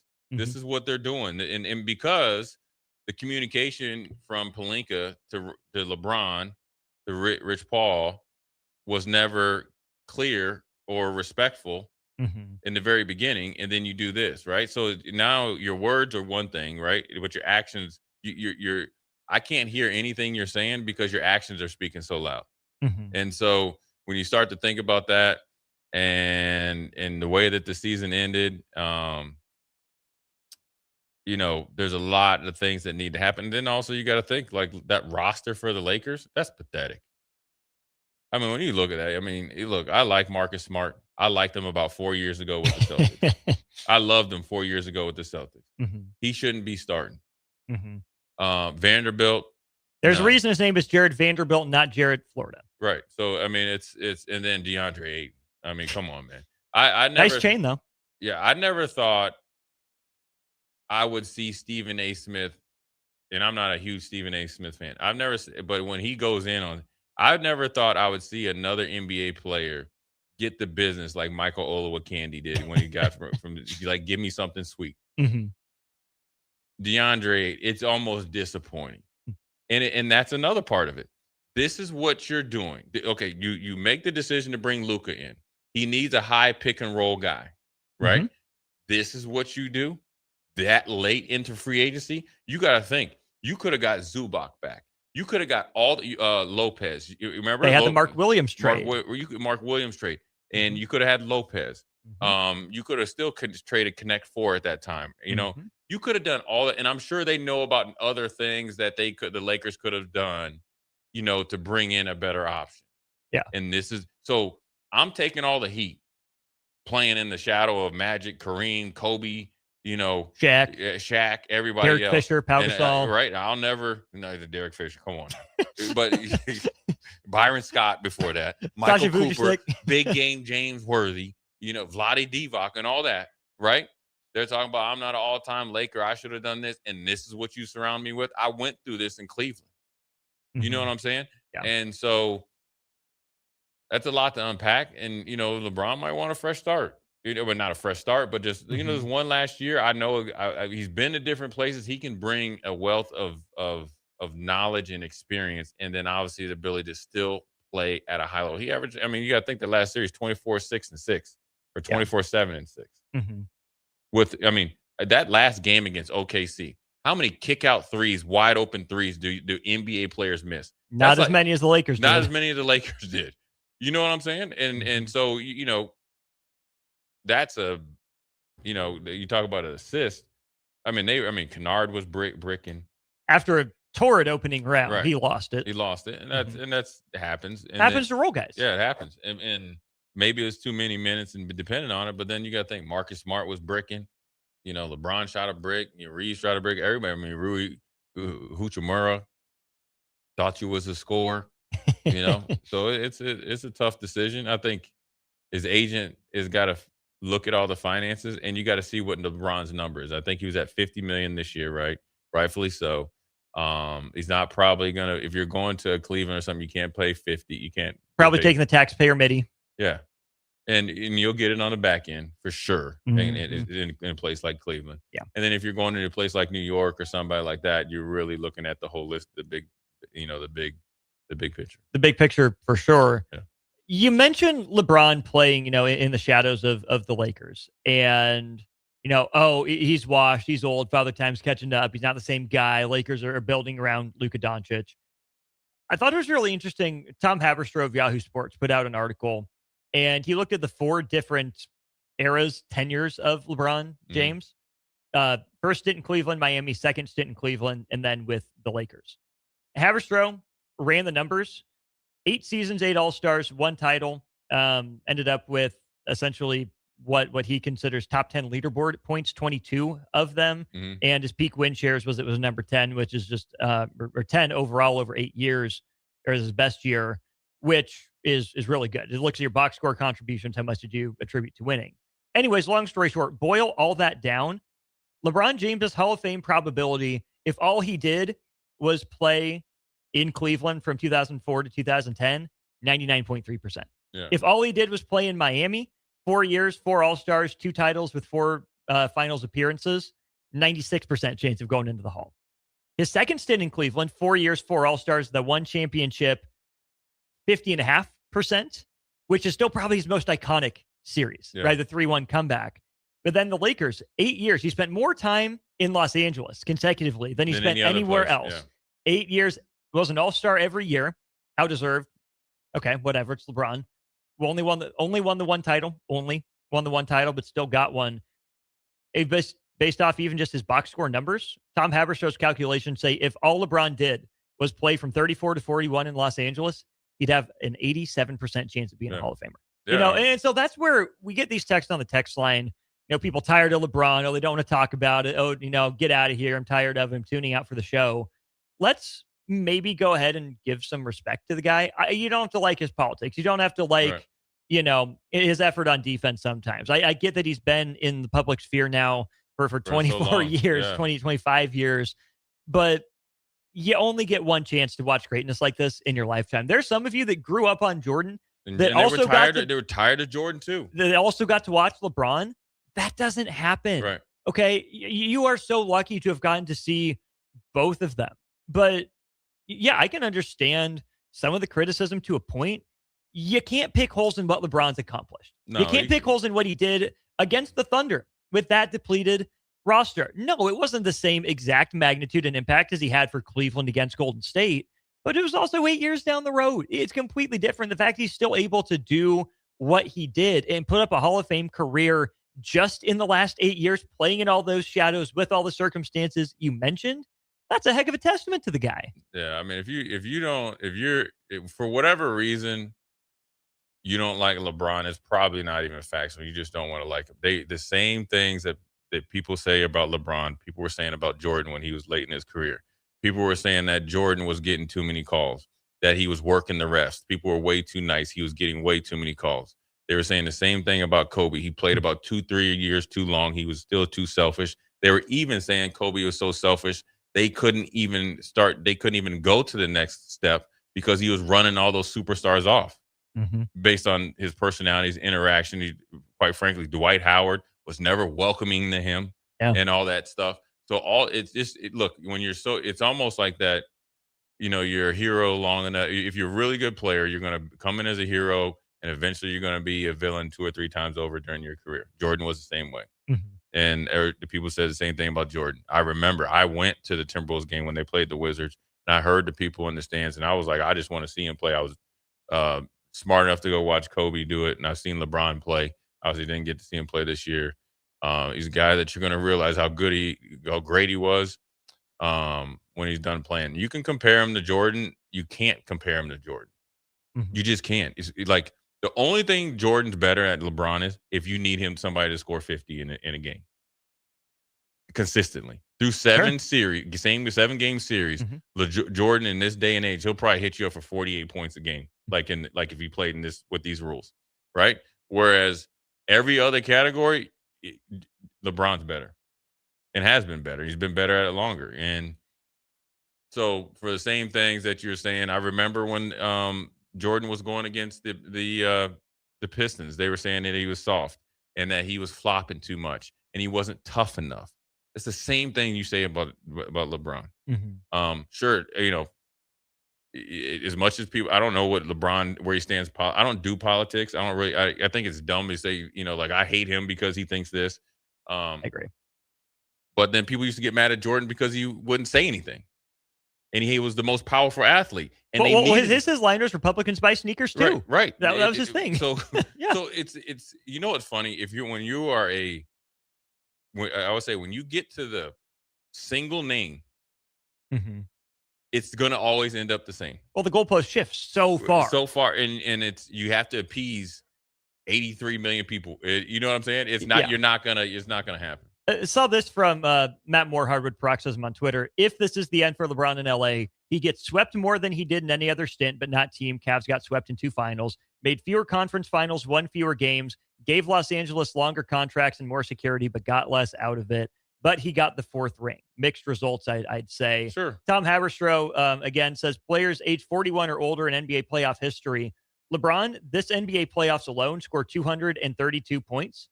All other players in NBA history have scored 212 points at age 41 or older. There's mixed results out there in LA, but I would tell you. But I think part of that, Jay, is that his numbers remained remarkably consistent. Yeah, he's still the same dude without. They did not lose because of LeBron James. Right. They have never lost a game except for, was it what was the series? Was it San Antonio Dallas. The Dallas series.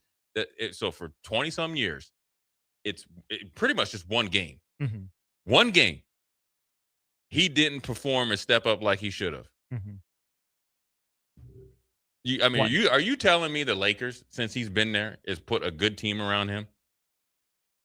You traded Anthony Davis. Now, granted, now he's El Fragile, right?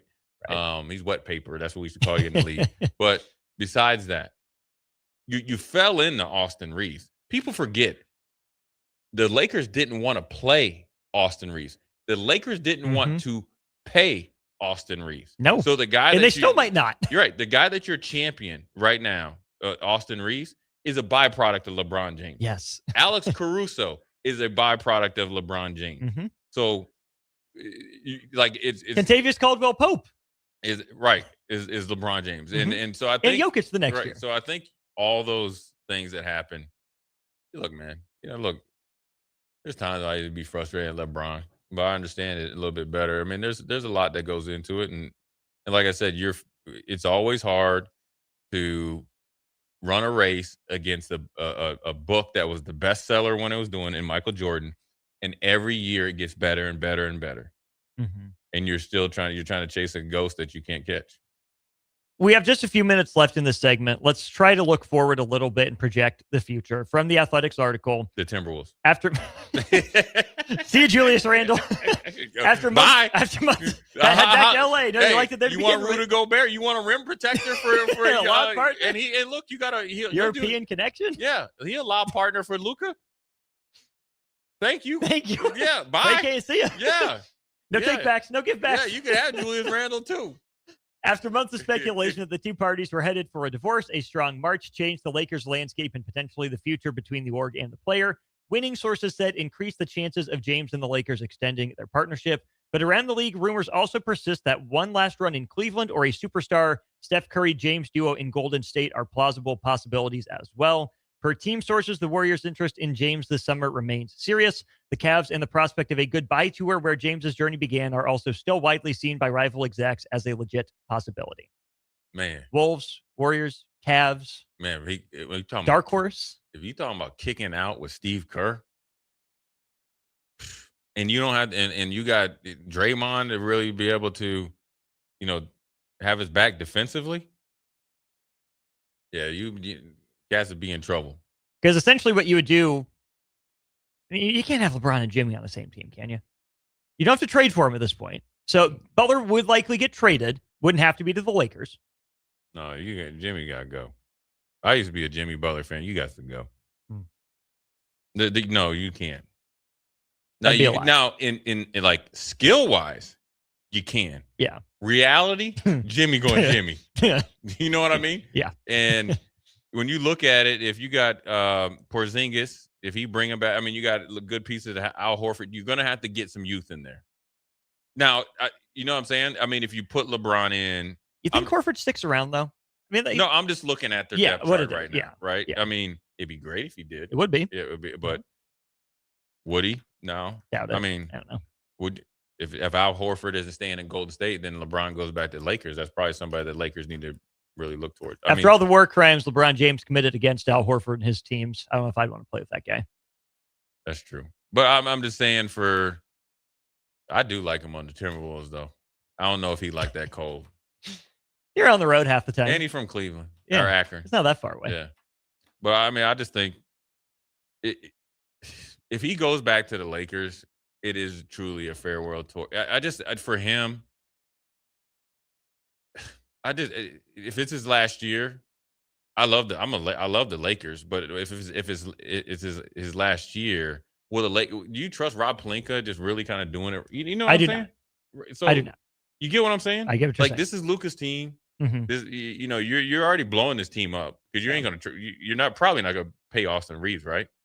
Well, if you take LeBron's money off the books, Then you pay him because you don't give him the max. Like, you can't give him every last So cent. you're not going to give him the max. Then how long is he going to be a Laker until what, a year or two now? Then he's going to be a trade debt that you're going to try to get rid of him anyways. Well, I think you want to avoid Austin Reeves turning into your version of Christian Brown. Exactly. But is Austin now? What are you're betting now? That version of Austin Reeves with Luka, it was all kind of, not all, but a high percentage was based on LeBron being there, right? Mm-hmm. And those two playing together are those three, when they were really rolling, that's pretty good. It was really fun basketball. Well, that's why I think it's not going to work out in the end, because we can say, hey, we gave it a run. You saw what it could have looked like, but you see where this is going. Sorry, missed our chance. Money ain't adding up. Yeah. But do you trust you get the same Reeves without LeBron? Do you get the same Reeves with possibly Luka not being 100% focused? Because the focus that the thing that he's distracted on, that's not like anything. It's not a party scene. That's a personal thing. Mm-hmm. That the rug got pulled underneath from his feet out of nowhere. He's got a big summer ahead of him, and ain't got nothing to do with basketball. I am a Luka believer. I am too, but I'm just saying. And so I think that, clearly Austin Reeves isn't Kyrie Irving. Mm-hmm. Don't get me wrong at all, but I think with the money that got freed up, some of it goes to Reeves. You ought to be able to get a roster that makes a little bit more sense. I don't know. Problem is there ain't no big man out there. No. That they need. Rim protector. You're right. TBD. The first of many discussions I'm sure we'll have on LeBron. So stay tuned to Old School for that. We'll watch Cleveland tonight against Detroit to see how well he'd fit in on either team. Seamlessly. Like a glove. Yeah. Imagine two jumbo creators, Cade and LeBron. Oh, I'm here for it. I know. I don't just know. Imagine Spider and LeBron, Allen with that afro, and all those guys. Mobley, Dean Wade. Yeah. What's the dude that it was Strauss? Max Strus. Oh yeah. That's your Dellavedova. Dude, that's your Dellavedova with more size and skill. He'll hurt you too. He would. He's ruthless. Ruthless Yeah. is what Nebraska baseball was to Iowa this weekend. I'll talk with Evan Bland about it next. Watch Old School live on Facebook, YouTube, or Twitch. Old School with Foreman and Orman on 93.7 The Ticket and theticketfm.com. Rick Heyman here from Sartor Heyman Jewelers.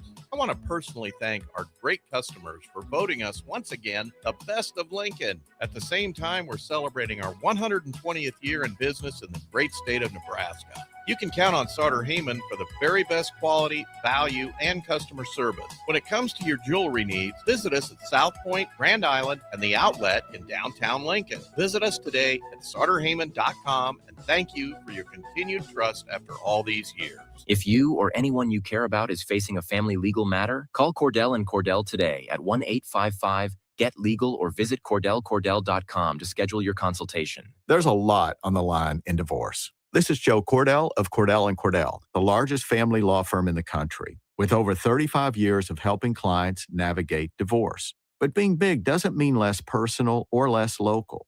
Our attorneys live and work in your community, and as neighbors, they understand the challenges your families face. Divorce touches all areas of your life: your home, savings, retirement, and of course, kids. So when you find yourself facing divorce, you need a partner you can count on. Visit CordellCordell.com to schedule your consultation. If you or anyone you care about is facing divorce, contact Cordell and Cordell today. With over 100,000 clients served, we understand the challenges you're facing on a personal level. Call Cordell and Cordell today at 1-855-GET-LEGAL. That's 1-855-GET-LEGAL. 1221 N Street, Lincoln. This is Jordy Ball for Anderson Ford. For years, Anderson has relied on an exceptional customer experience. But just this once, they're going to rely on a really great pitch. Right now, lease a 2026 Ford F-150 for $197 per month for 36 months. Experience better at Anderson Ford.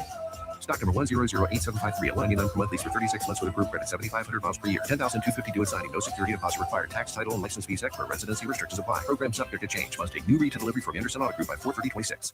Is it time to replace your home comfort system? Call Bryant and save money in every way. Bryant provides you with solutions that save. Save big immediately with attractive rebates, and save every day with lower operating costs. Most important though, the systems are selected to fit you. The right system, priced right, properly installed. That's the way Bryant works for you. How much can you save? Call Bryant Air Conditioning, Heating, Electrical, and Plumbing for a free estimate. 467-1111. Bryant, whatever it takes.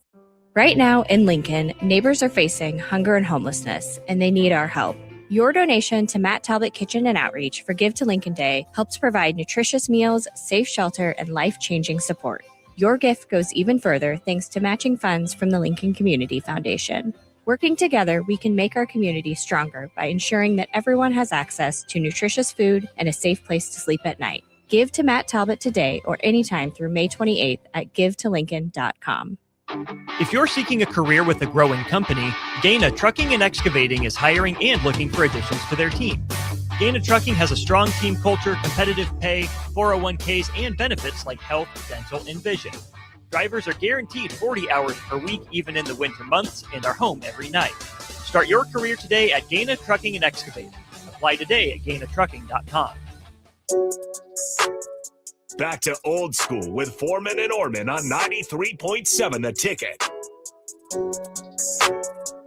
Yes, indeed. Welcome back in to Old School. Show brought to you by the good folks over at Graham Tire Company. They got 4 Lincoln locations. You can check them out online. Great service from start to finish. We're headed to our Allo Fiber VIP line right now, where we're joined by Evan Bland of the Omaha World Herald. Evan looked like a picturesque, picture-perfect baseball sky for Nebraska baseball last night against Creighton, and for the first time in a decade, Nebraska sweeps the team up Interstate 80. What went into the season sweep of Creighton for Nebraska, culminating with last night's 8-4 win? Well, I think on the whole, they reversed the trend of losing close games. I mean, they won 2 games by a run, and then, last night had built the big lead and held on late. So I think part of it probably was Nebraska's depth of pitching, and where they actually had midweek options to throw out there into pitch. And, Cooper Katsky had a great start last night, nearly a quality start. And if not for the 3-run homer he gives up right at the end, I mean, he was taking a shutout into the 6th inning. So I think it's kind of the same conversation for why did Nebraska go 10-2 in the midweek this year and beat everybody not named Kansas on a Tuesday or Wednesday. I think it starts with the pitching, and then it continues with an offense that, unlike some years, has been able to bail out Nebraska by scoring some runs in bunches and getting into bullpens of opponents and things like that. So, I think too, maybe and we've talked about this before a little bit, but I think there've been years where Nebraska maybe hasn't tapped into the emotions of a big game.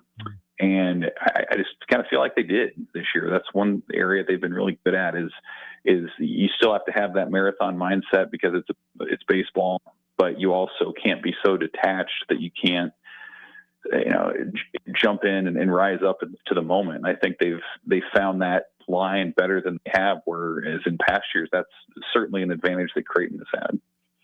I am not familiar with running marathons, so I don't know if I'm speaking out of turn here, but I have the understanding that even marathon runners, have energy stingers. They get little bites or, little energy chews or whatever it is along the way. And it seems like that's what these games against Creighton could have been maybe for Nebraska. But of course, Evan, Nebraska brings that emotion off a big senior weekend sweep of Iowa. Nebraska starts off with a big blowout win, 10-0, and then a couple games that got hairy late for Nebraska. What went into the cumulative 23-17 wins for Nebraska on Saturday and Sunday, especially that Saturday game? Yeah, that was wild, man. That was about as unhinged of an eighth inning as I can think of, where they give up 5 and then score 7, and they had already blown the 7-0 lead in the game. And I think what I wrote about and what I was struck by on Saturday, and maybe to a lesser extent on Sunday too, was just the unshakable belief they had, like that even when things weren't going great, that they just felt they were going to win. And it was almost just matter of fact. Like, yeah, we've had walk-offs and late rallies and all these things. And I think they just kind of felt like they were going to win it. And, what a powerful thing that can be when you have a little bit of a proof of concept early in the season and you keep building on it. I think especially in a sport like baseball where there's not a clock and you have to get the outs and you have to, finish the game. Like that's just something Nebraska said all year is full 9 innings and teams have to beat them. And for the most part, Nebraska, they've just been really good at weathering tough innings, or occasionally if they lose a tough game, like on a Friday, they've been able to come back and win the series.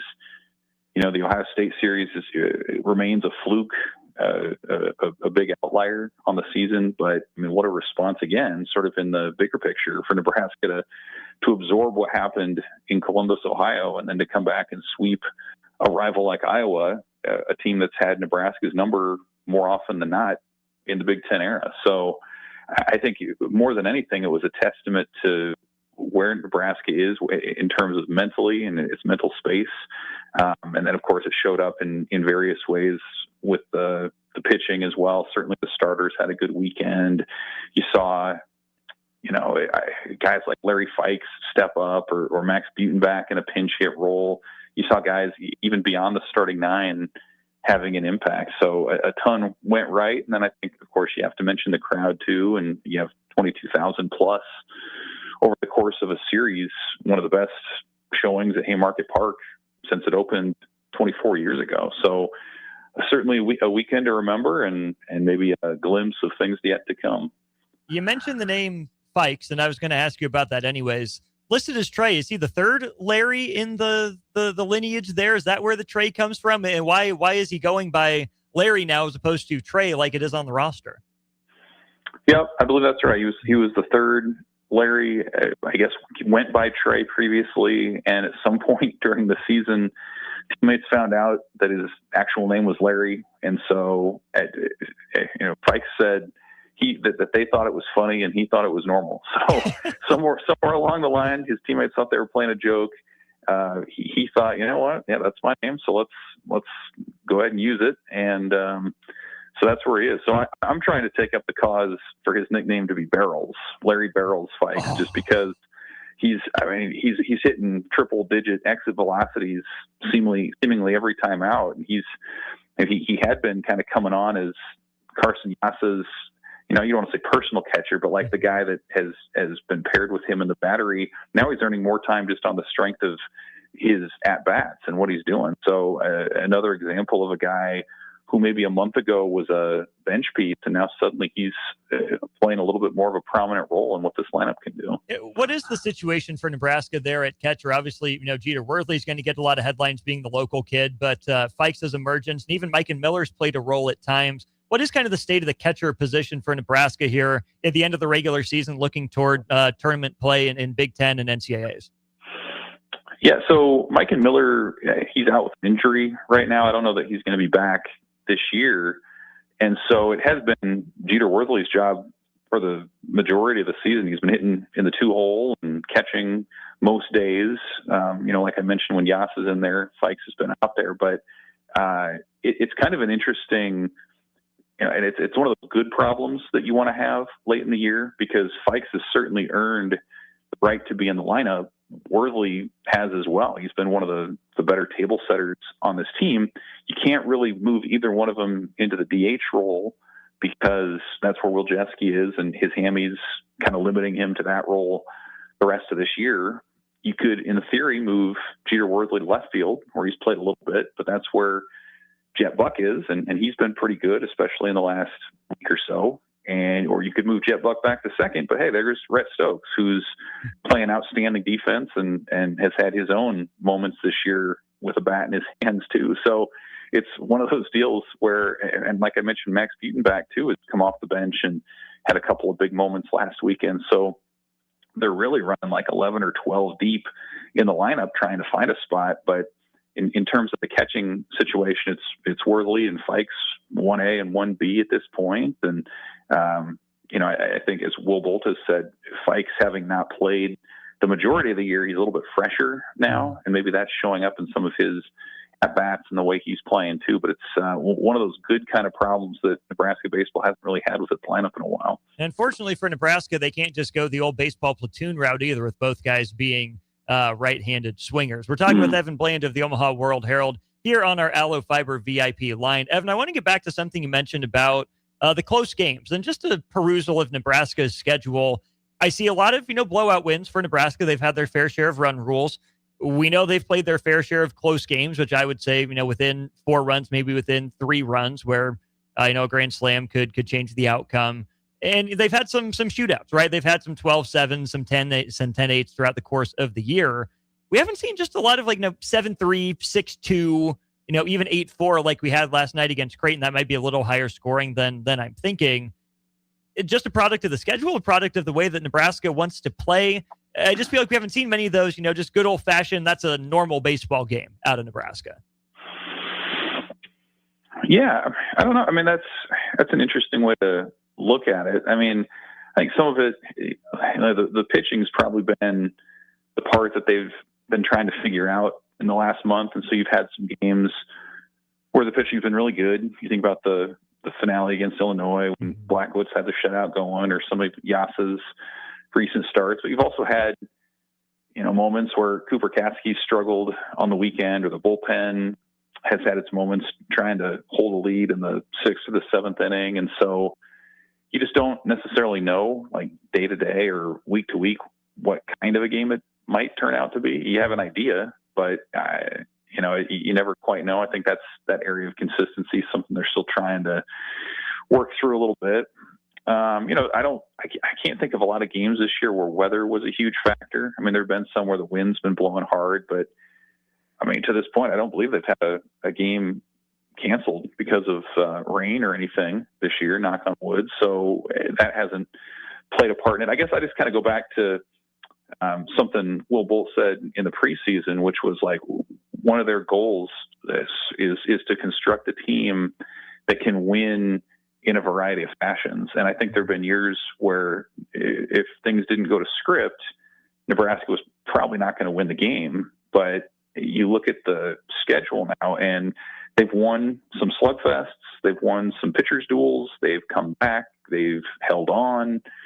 They've, had a little bit of speed, a little bit of power. Like they're good, I think, in a lot of areas. And that's the kind of thing that over the aggregate of a season is going to swing 5 or 6 games and be the difference between being a regional host and going on the road and being a 2 seed. And so, it's one thing to then construct it that way. It's another thing to see it play out. And I just think this is a team that maybe that's why it's so unrattleable, is no matter how the game's playing, like there's a path to victory. And those are the teams that make postseason runs and the teams that everyone remembers. And obviously they have to continue to carry that on. But I think that's why they're in this position to win 40 games in the regular season and still play postseason games at Haymarket Park in a couple weeks. It's been interesting to watch this team throughout the course of the year now with 38 wins, because you feel like you can't turn the channel, not just because Nebraska's been winning so much, but if Nebraska's up big, they've made some games hairy. If Nebraska's down, you feel like this is a team with a chance to come back and, at least make it interesting, if not win in dramatic fashion like Nebraska's done time and again. What does that tell you about how this team is situated for regionals coming up here in a couple weeks in terms of that mentality and just the way the games have gone that Nebraska's played in? I mean, the games are going to be close. You watch regional action anywhere. I mean, upsets, or especially in the sport of college baseball, are going to happen. And so, in some ways, it's kind of interesting because, like, you think about, a year ago, Vanderbilt was the number 1 overall seed, and they go out in the regional round. And, like, sometimes the teams at the very top haven't experienced a ton of adversity until they get into the postseason, and you get to that point, and maybe you're going through it for the first time, and guys kind of can tense up and look at each other and say, what's going on?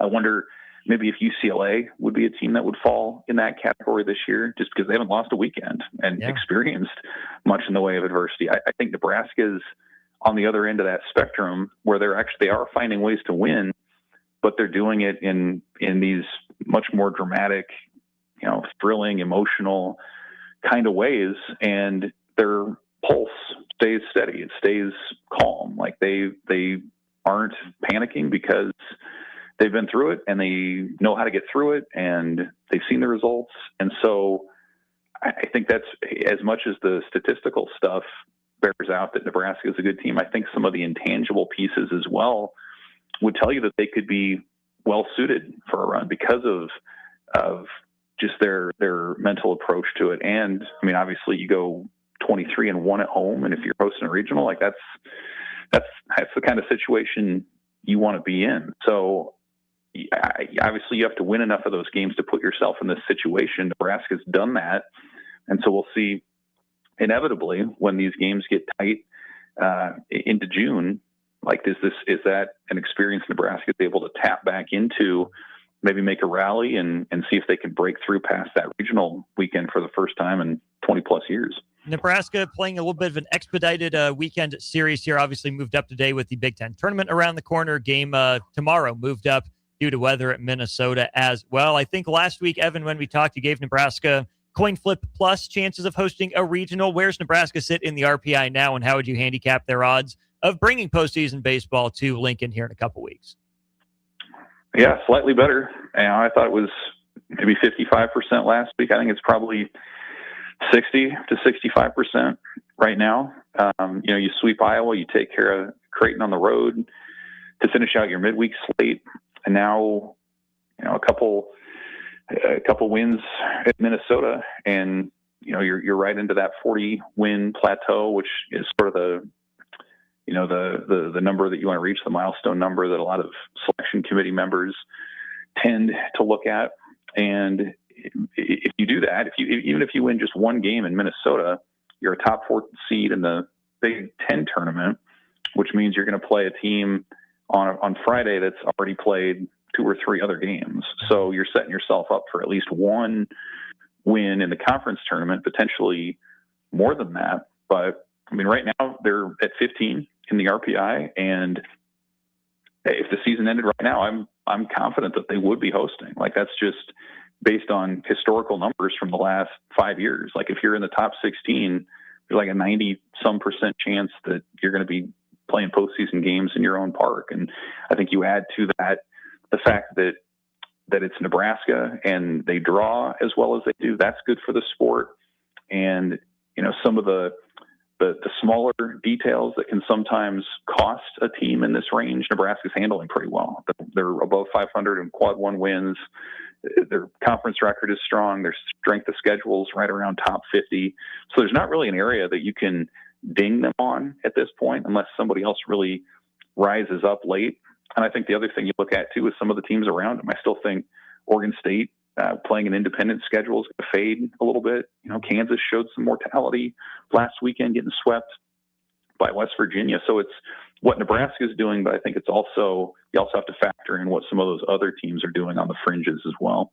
You don't have to factor in what the softball committee did, knocking Nebraska softball down to the number 4 overall seed. But Evan, I do think that that's sitting in some Husker fans' minds. The numbers might say one thing. Is there any worry that, if Nebraska softball and its pretty unimpeachable resume can get bumped down, a line or two, the same thing could happen to Nebraska baseball? Maybe. I mean, if I'm Nebraska softball, like, as long as you're posting through supers, like, I don't know that it really matters all that much. I mean, you can sure feel like you want to feel disrespected.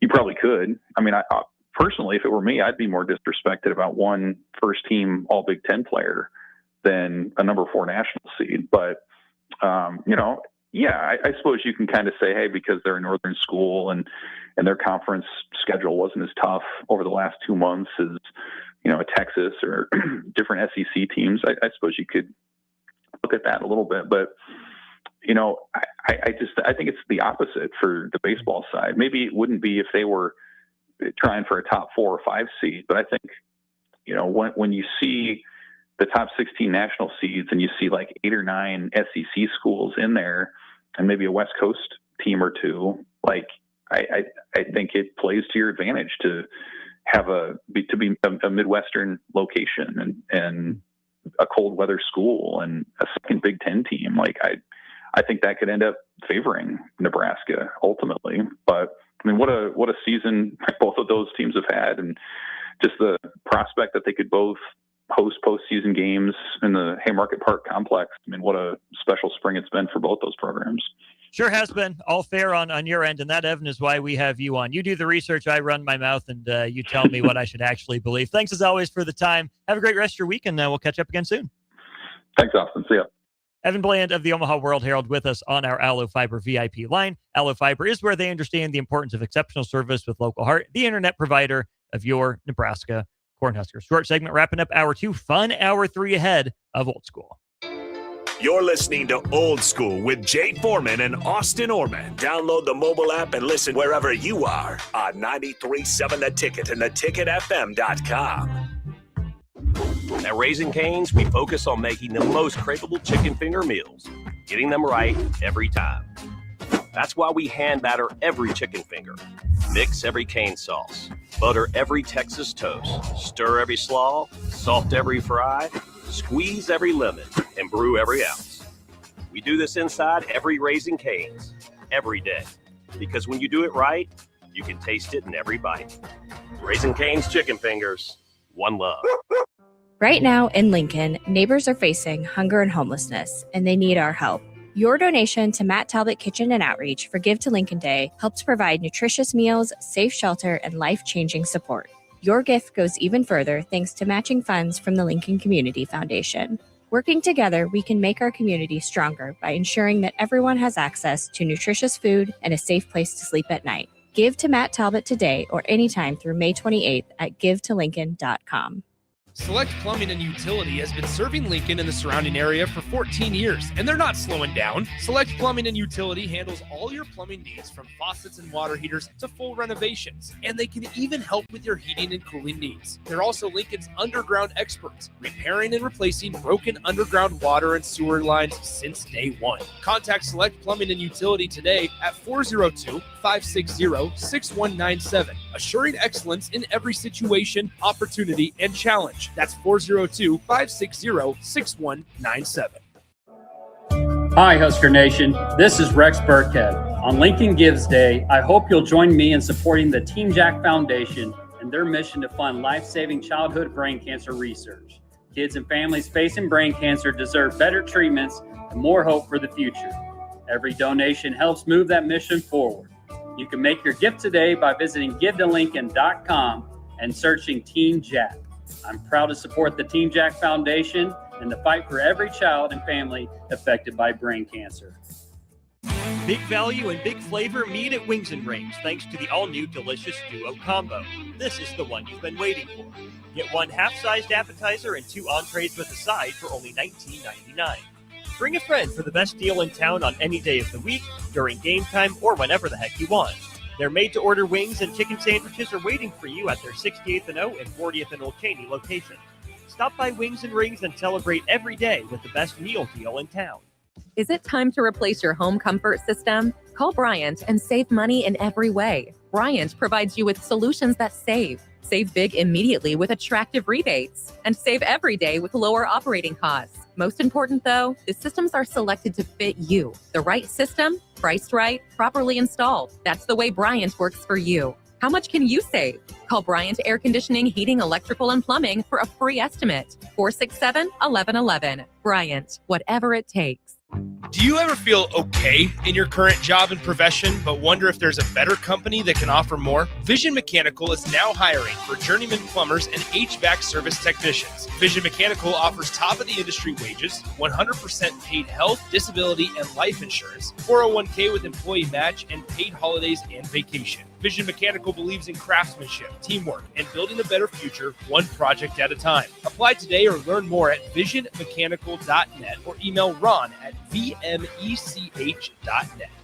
Graham Tire presents life's greatest adventures. Okay, take the worm, put it on the hook. Now bring your pole back and throw it forward. And just let the fish come to you. I got a bite!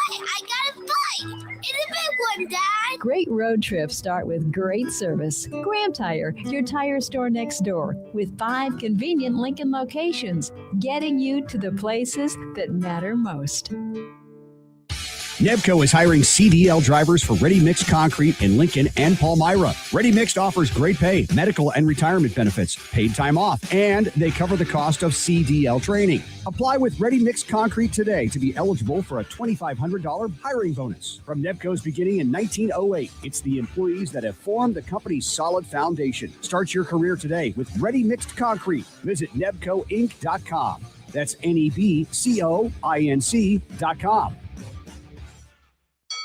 Fight fans! Dynasty Combat Sports returns to the Pinnacle Bank Arena on Friday, May 15th for an action-packed night of cage fights. In the main event, UFC veteran Derek Minner makes his bare-knuckle MMA debut against Eduardo Peralta. In the co-main event, undefeated bare-knuckle boxer Nate Morrow faces Missouri's Ira Lukowski, plus Lincoln favorites Sean Lindgren, Jeremy Small, Victor Badola, and Camden Golden. All part of a stacked 16-fight lineup. Tickets on sale now at Ticketmaster or the arena box office. Fight card subject to change. Back Nine Golf in South Lincoln is the premier indoor golf experience in the state. Back Nine Golf is open to the public with 24/7 access for their members. Whether it's a range session to get accurate club distances, 18 holes with some buddies, or a one-on-one lesson with Back Nine's PGA teaching professional, their top-of-the-line full-swing simulators are there to help you lower your score in perfect conditions. Learn about Back Nine's variety of memberships today and see the facility for yourself at 7501 South 15th Street in Lincoln, just south of 14th and Pine Lake Road. Back Nine Golf, the premier indoor golf experience. Are you looking for an exciting new way to put your skills to work? Explore new career options in the fintech industry at Currency, a Sandhills global company. We offer full-time positions in financial sales, compliance, operations, and other fields. We also offer a 4.5-day work week, an attractive benefits package, and opportunities for advancement. Put your motivation to work and grow with us at Currency. Visit gocurrency.com/careers to learn more. Back to Old School with Foreman and Orman on 93.7 The Ticket. Welcome back ever so briefly to Hour 2 of Old School. Austin Orman and Jay Foreman with you. As always, you can keep your thoughts rolling in all show long, 402-464-5685. Jay, we have Ben saying he wants LeBron to go to Minnesota or either do that or retire. We have Rudy saying he wants LeBron to go to San Antonio. And new reporting from Twitter says that if LeBron is going to the Cavs, the Warriors, or the Knicks, it's probably for the veterans minimum. I like Minnesota better. Fascinating to think about. Mm-hmm. I doubt it. I mean, I think it's Golden State, reluctantly Lakers, Cleveland, or like a team out of nowhere. Philly? I don't know. Maybe. What if the Warriors pull off a Kawhi trade and he goes to the Clippers instead? LeBron? Yeah. Veteran mentorship. Reunite with Ty Lue. Reinstill culture. Or where's Kawhi go? Golden State. Up the Bay. Yeah, maybe. Dallas? Him and Cooper Flag are pretty tight. That's what I'm saying. I kind of like that. With Kyrie too? Kyrie back? Oh, yeah. Again, probably for the vet men, but. Okay. Oh, yeah. I like that. Okay, talk you into one. Yeah, I like that one. Minnesota or Dallas? Yeah.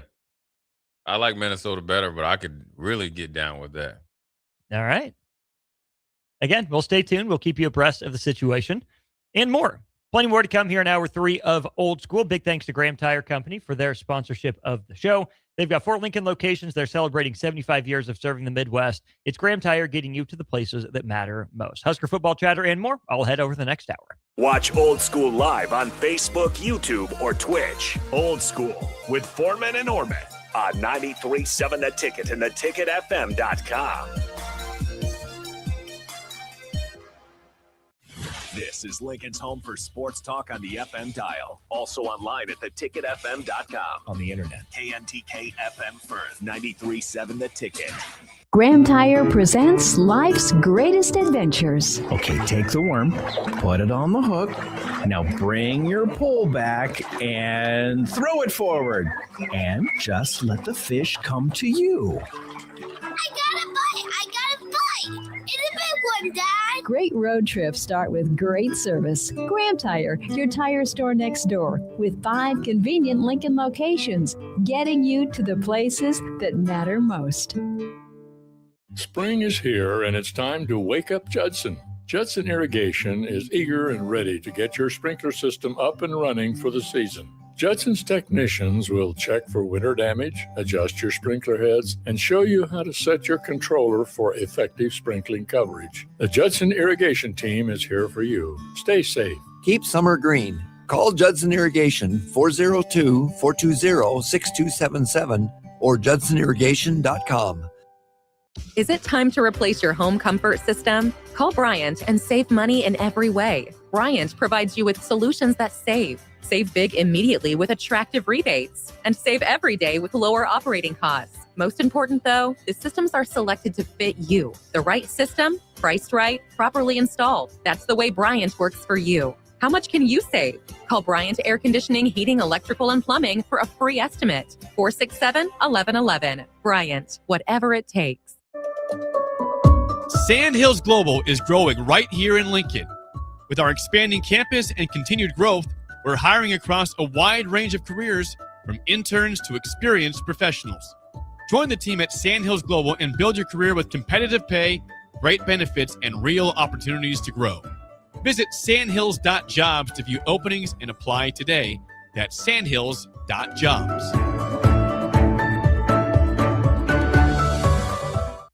If you're seeking a career with a growing company, Gaina Trucking and Excavating is hiring and looking for additions to their team. Gaina Trucking has a strong team culture, competitive pay, 401ks, and benefits like health, dental, and vision. Drivers are guaranteed 40 hours per week, even in the winter months, and are home every night. Start your career today at Gaina Trucking and Excavating. Apply today at GainaTrucking.com. Back Nine Golf in South Lincoln is the premier indoor golf experience in the state. Back Nine Golf is open to the public with 24/7 access for their members. Whether it's a range session to get accurate club distances, 18 holes with some buddies, or a one-on-one lesson with Back Nine's PGA teaching professional, their top-of-the-line full-swing simulators are there to help you lower your score in perfect conditions. Learn about Back Nine's variety of memberships today and see the facility for yourself at 7501 South 15th Street in Lincoln, just south of 14th and Pine Lake Road. Back Nine Golf, the premier indoor golf experience. At Cedars, we're here to make sure that kids have the safety and stability that every child deserves, where they're protected and where they feel safe. You make this possible. Today, more than ever, we need your support to be here for kids who have nowhere else to call home. Now through May 28th, make a big impact through Give to Lincoln. Give to Cedars now at givetolincoln.com. Does someone in your household avoid phone calls because they can't hear clearly, or do they have difficulty speaking on the phone? Nebraska offers a solution. The Nebraska Specialized Telecommunications Equipment Program, or NSTEP, provides financial assistance for specialized devices like amplified phones, captioned telephones, smartphones with Bluetooth pairing to hearing aids, and speech-generating devices. If you're a Nebraska resident with a certified hearing or speech disability, you may qualify. It's not income-based, and once approved, you own the equipment. Learn more or apply at psc.nebraska.gov or call 1-800-526-0017.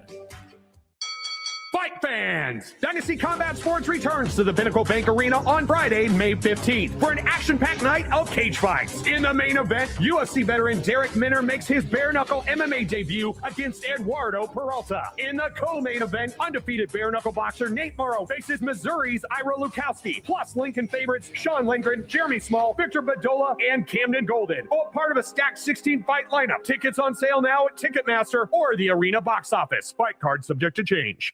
Coming at you live from the heart of downtown Lincoln. This is Old School with Foreman and Orman. Nebraska Football Hall of Famer Jay Foreman. Here's Coy Detmer dropping straight back in the pocket. Rifles a pass. It was tipped. It's picked off by Foreman. He's at the 15, 10, 5. He'll score. Foreman got it, and it's touchdown Huskers. Black shirts answer the call one more time. And Austin Orman. Old School with Foreman and Orman is sponsored by Graham Tire Company of Lincoln.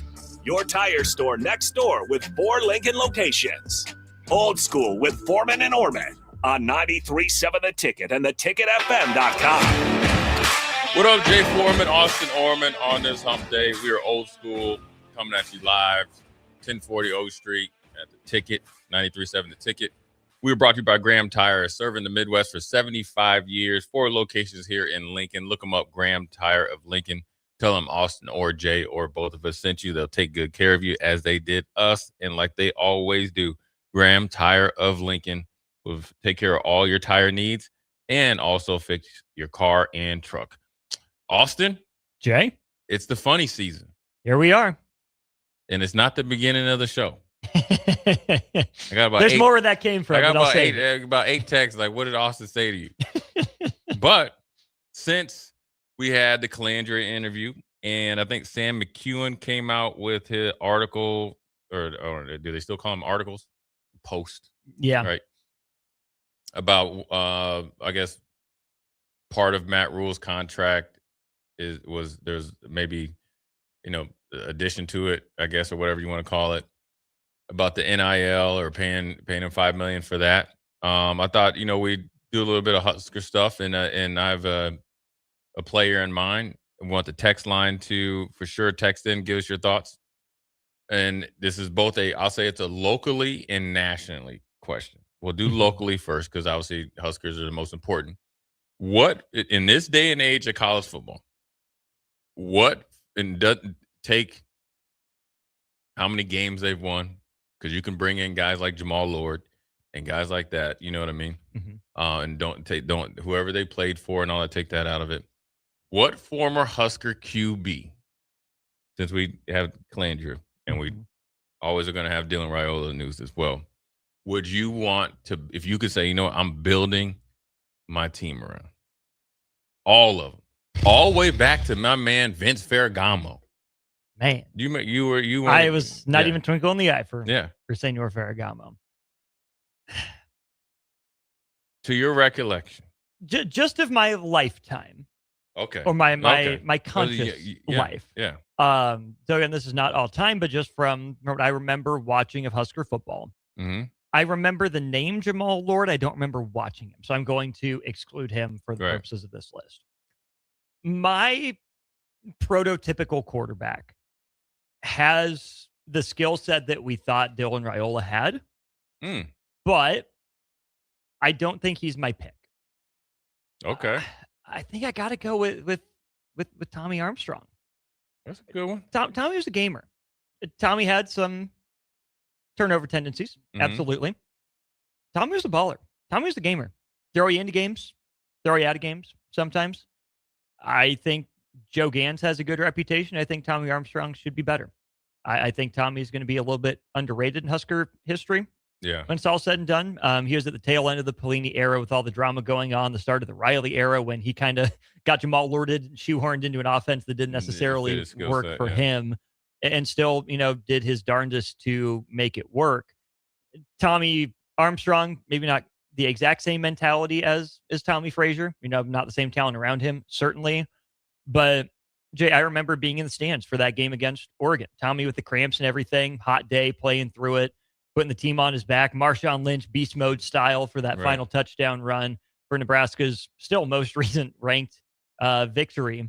And so I think in terms of the holistic package of what we saw from them of my lifetime, I think I would have to go with Tommy Frazier.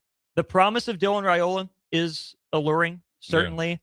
No Maybe Adrian Martinez? there's Taylor a- Martinez? There's an argument for Adrian. I think Taylor Martinez was too much of a one-trick pony for my liking. No Zach Taylor? Zach Taylor was good, but Joe Gann? I think Joe Gann's is slightly overrated historically in Husker history. Thank you. Keller, no. Zach Lee, no. Cody Green, no. Yeah, it's Tommy pretty easily for me of my lifetime, of course. Yeah, I like that. I think Tommy's he's kind of that, like you said, when you get caught up in coaching changes, and it was a culture change and an offensive identity change. I think that hurts a player as far as where he stands. I think Tommy, obviously coming on the heels of Taylor, I think he added more of a passing threat than Taylor, and then Taylor probably had the burst on the scene and the straightaway speed where Tommy could, he could systematically, kill you with his legs and did some really good things. My pick would be, if I'm starting a team or quarterback right now over Nebraska history, obviously I'm a little bit older than you, I'm going with Steve Taylor. Okay. He's probably the best passing quarterback we've had. The man did play baseball. Yeah. So obviously went and was really good up there in Canada. He's the best passing quarterback that we ever had. And then I think he was a great athlete, and he could run it too. And he ran it like I'd want my quarterback to run it. Explain. Meaning, if the pass isn't there, he can pull it, and he knows when to run, how to run, and it's not a true run play called, but he can run the option. You don't have to lean on him like we did Adrian and 18 carries and all that. He can kill you with the pass, and then he can destroy you with the run, both called on schedule and off schedule. I think that's huge as you start to move on in this NIL space and year-to-year quarterback at that, or year-to-year, obviously, well, we'll see. I'm assuming with Trey Taylor, it'd be, more than one, but, over the next 10 to 15 years, there's going to be more one-year quarterbacks versus a guy coming in like Tommy, wait a couple years, start for 2 or 3 years, and he's been around for 5 years. So it's important for, I guess, people, and I would say I thought it was a good subject to have, is like, okay, well, what's your idea of a really good quarterback? Or what over the Nebraska history, because it also changes. If you thought that Joe Gans was the best quarterback that we've had, and you've heard people say that, right, in different stations and all that, that lets me know what you think quarterback play should be right now. Yeah. If you would, and this is nothing against Joe Gans, if you think that all the guys that we mentioned, Adrian, Taylor, Tommy, even Dylan, all the way back to, whether it's Zach Lee or anybody like that, all that, and then you come with Joe Gans over like Zach Taylor and all that, well, then that lets me know in the present time how you're viewing the quarterback position is a little bit skewed. How you'd start your position. Yeah. Or your team, or would like to start your team. How far out of consideration for you is Turner Gill? Turner Gill's my number 2. I wondered. And then my number 3 is Tommy. Even though Tommy isn't known. Number 1. Tommy Frazier, yeah. Excuse me. Is and obviously with Crouch and obviously, but I think with those 3, especially Turner, close second, is because they could run the ball. They were phenomenal athletes. That at that point in time, when you were the best athlete, you came to Nebraska and played quarterback. But the ability to throw the ball deep, and obviously, I think in this day and age with this passing game and their threat of the run, they would probably be even better passing the ball because they had to place the ball. They had to throw guys open. They didn't get a lot of opportunities, so they had to be on time and on target. Well, it's like, different sides of the ball in different sport, but it's like the guy whose job it is primarily to guard the other team's best player on defense, but still is called on to hit the open shot. Right. Hit the open 3. You're not going to get many of them. It's not your role.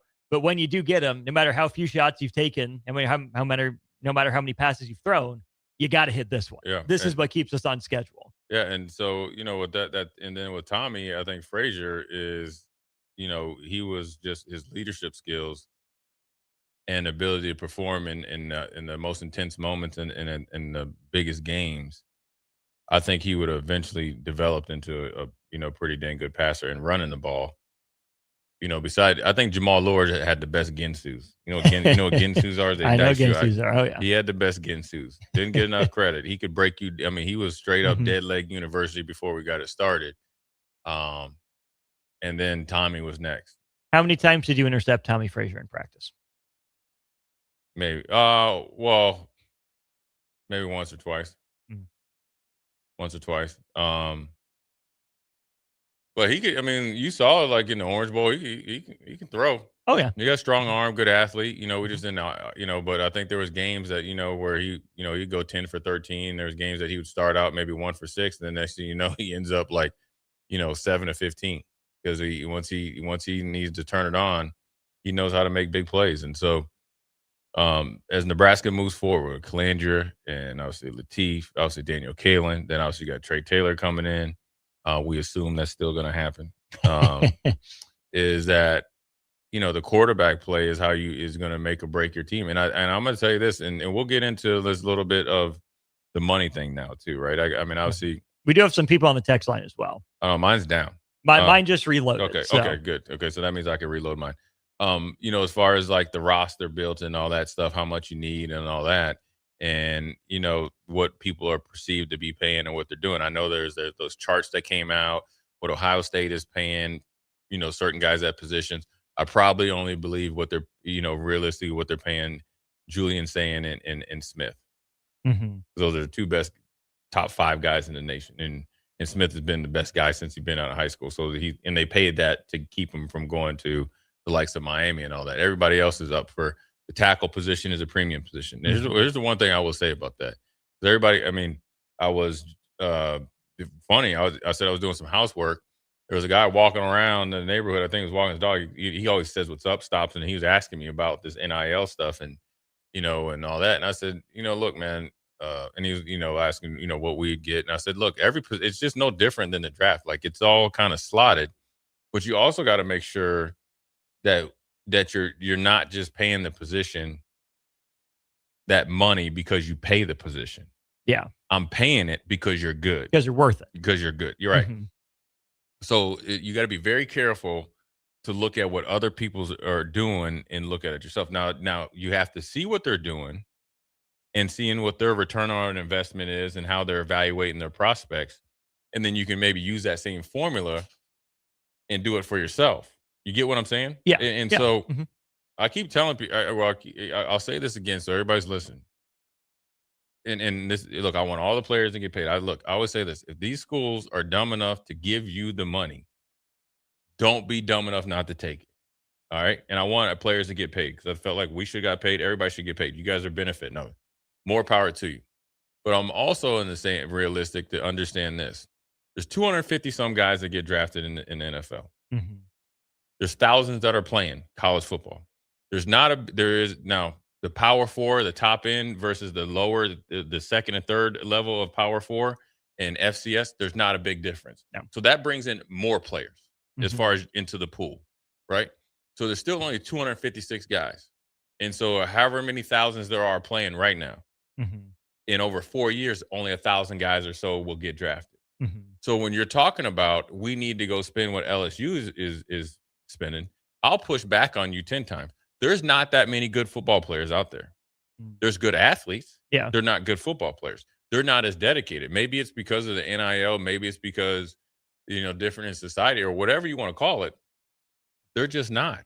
And so when you're in, what I mean by that is if you're very strategic, very efficient in your evaluation process and your spending process, it might not be instant gratification. It will be long-term gratification. And then also you would be more consistent. Then you will be actually churning out more NFL players. Because I was looking at this and I got this right here is, if I can find it now, because here it is.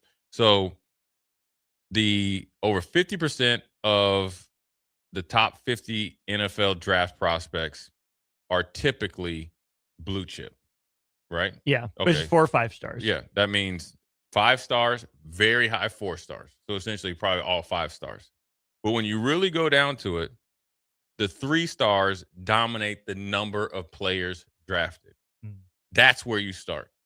When you're consistently having professional players come through your program because that's how you win. Yeah. Right.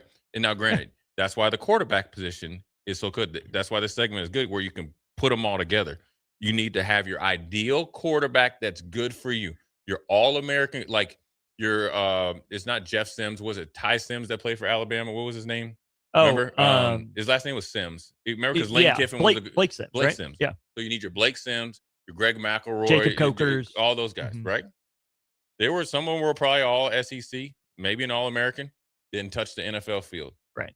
Played the you need to have your identity right there, and it might change year by year, but you gotta get that right. Then everything around it is essentially your 2 stars going to 3, 3 going to 4. And if you have some guys that are like potential wise where they can make that leap from 3 to 5. Yeah. And those guys, year in and year out, will be drafted. Now, how does that happen to where you build it up every year, where you're at like 4 to 5, maybe a good year, you're having 7, 8 guys drafted. Maybe you get a couple specialists and that really boosts you up to 7.5, 8, or if you want to do your averages.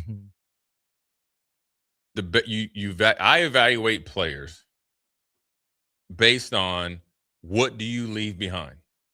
Because if Austin Orman is a freshman, or say I'm a senior and you're a rising sophomore. So whether you're a redshirt sophomore or a true sophomore, or you're a junior, maybe you transferred in and I'm a senior. But you're watching me work. You're watching me sacrifice. You're watching me lead. You're watching me play. You're watching me communicate. But you're as talented or maybe more talented than me. You're next. It's already guaranteed, along with standing outside factors of you doing something. Injury, personal right, stuff. all that Yeah. stuff, right. Yeah. But then my performance is an extension of you. Right. And then here comes Nick Sainert. It's off of Austin. And then if you have a couple other guys that are in, say I'm a senior, and say you have a junior at like a Sam linebacker or whatever, then that's how you have it. You might skip a draft where you don't have a linebacker drafted, but then you have 2 drafted. Then you have all 3 drafted. Then that goes back to your back end. Then that goes to your D line. Then it's the same thing in the offensive line, because the standard is not only the words, but it's the action. Yeah. And then when you come and here, then it's the results at the end of all that. right? So if you go get a kid, Austin Orman, that transfers in from Duke, once you come in the linebacker room, no matter what you did at Duke, say you just were a redshirt and a freshman, played some coaching change, you wanted, say Nebraska came in, second or whatever, you're rinse and repeat. That's where we need to get to. So when money doesn't solve it all. It does help. I'm not saying that we don't need to spend money. How you spend it is probably as important. And I would, in some cases, now within reason, more important than saying, okay, let's just go get 50. You know what I mean? Because I know, for example, Houston Texans, we had a ton of cap room. We're going out there overspending for guys. Yeah. Spending money just because you have to. We went and overspent for guys that really weren't even like good in our scouting reports. Right. Because we had to go pay some guys based on the going rate, but then we didn't develop some of the other guys like Milford Brown and all those other, Fred Weary and all those, that end up going to the Tennessee Titans, Arizona Cardinals, and being 2 or 3 year starters. You get what I'm saying? Yeah. It's still a big gap, though. 50 to 29 million and 50 to 20. But here's how I broke it down. It is a big gap. It's a big gap.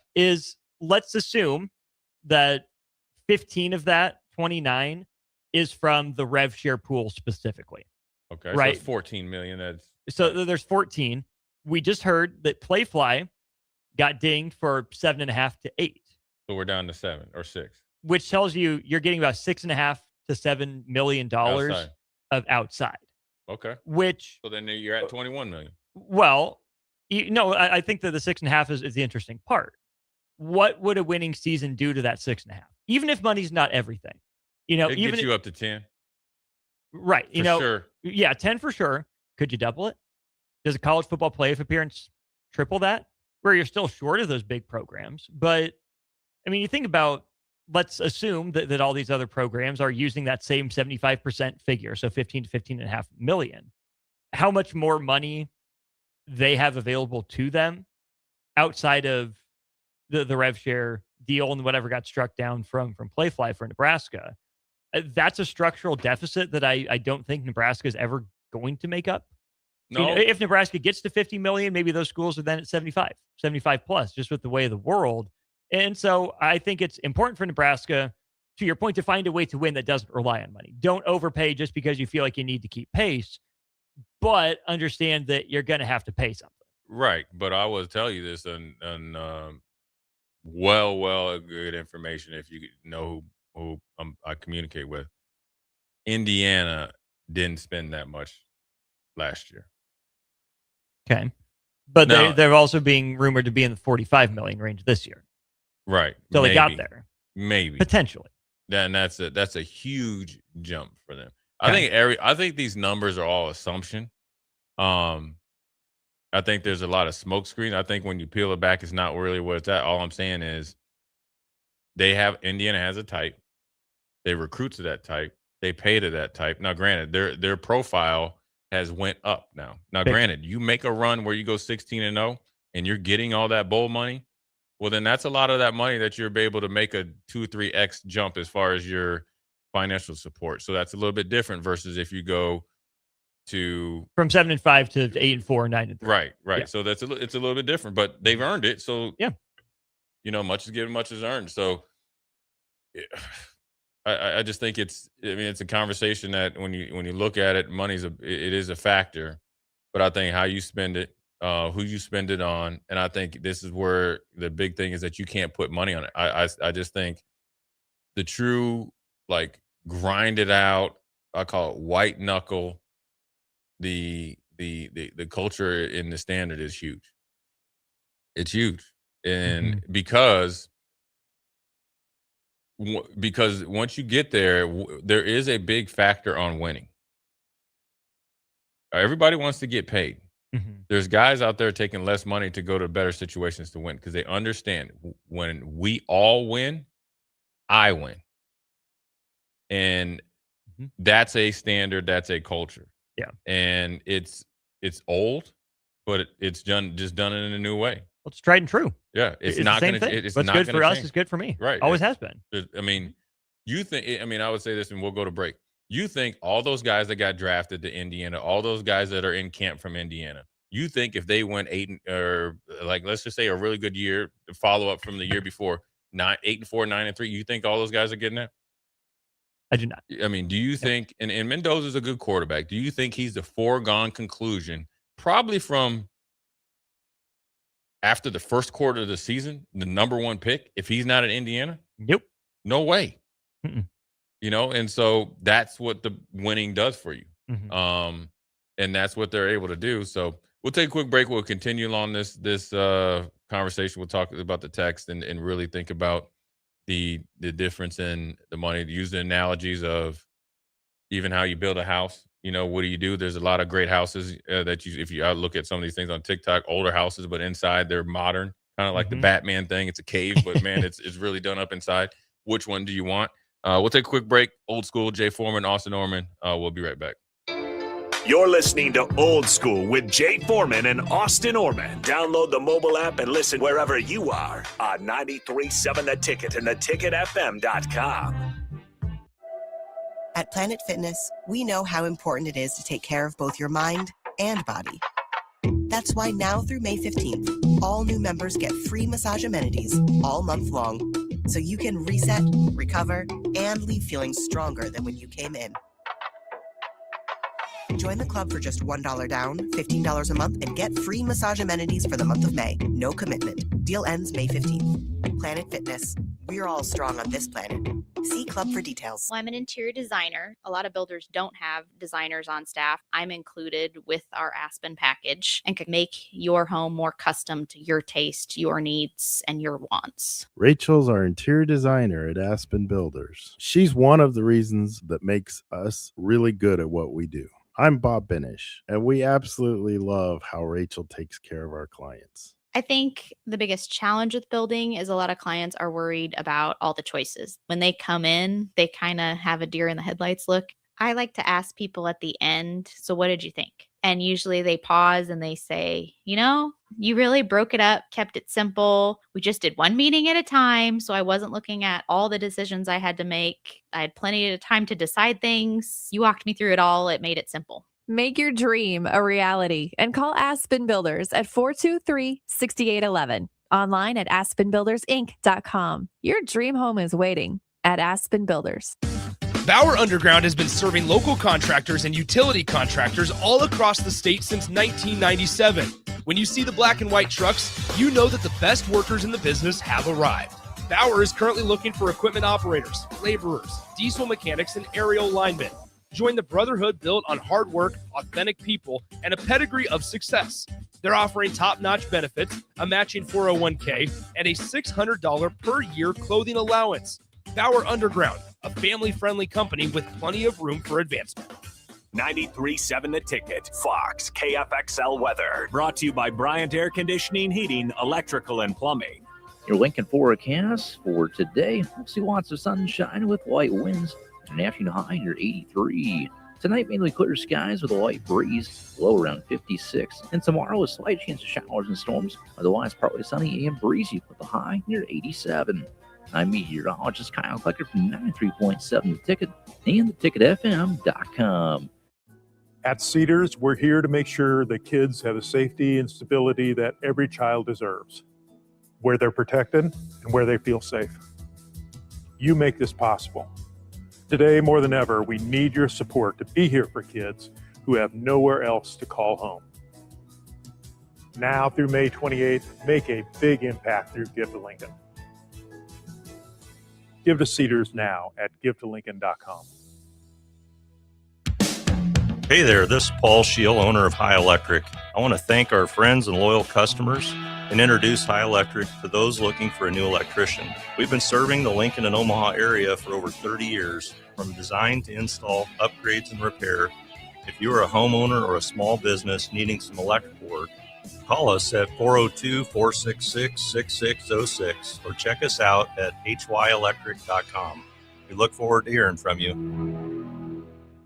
Spring sports are here and it's time to upgrade your equipment. But don't go rushing to your big box store. Play It Again Sports is your place to go for all spring sports equipment for baseball, softball, golf, and disc golf. Play It Again Sports has quality, slightly to gently used equipment, and 50% of their inventory is actually new equipment. And don't forget, buying from them is a great way to get new products with great discounts by also bringing in your used items for store credit or cash on the spot. Play It Again Sports at 48th and Vine.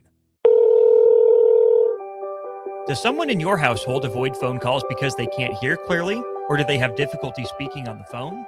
Nebraska offers a solution. The Nebraska Specialized Telecommunications Equipment Program, or NSTEP, provides financial assistance for specialized devices like amplified phones, captioned telephones, smartphones with Bluetooth pairing to hearing aids, and speech-generating devices. If you're a Nebraska resident with a certified hearing or speech disability, you may qualify. It's not income-based, and once approved, you own the equipment. Learn more or apply at psc.nebraska.gov or call 1-800-526-0017. Hey Husker Nation, this is Todd Euler, two-time national champion, here to talk to you about Window World Lincoln. At Window World, we specialize in replacement windows, doors, siding, and roofing. Whether you're looking to enhance the beauty of your home or increase its energy efficiency, we've got you covered. And here's the best part. We offer the best for less. Our team is dedicated to providing top-quality products and exceptional service at affordable prices. We want to earn your business and make your home improvement dreams a reality. So why wait? Contact Window World Lincoln today at 464-7313 or visit our website at windowworldlincoln.com. Window World Lincoln, where quality meets affordability. Lincoln is full of great golf courses in a state that is getting national recognition for exceptional golf. Friend Country Club is worth the drive, just 40 minutes from Lincoln and home to one of the state's most respected 9-hole courses. Enjoy their restaurant with popular items like a 14-ounce ribeye, 10-ounce sirloin, or chicken fried steak. Open Thursday through Saturday from 5:30 to 10 p.m. Expand your horizons with a trip to Friend Country Club, just 40 minutes southwest of Lincoln. It's worth a visit.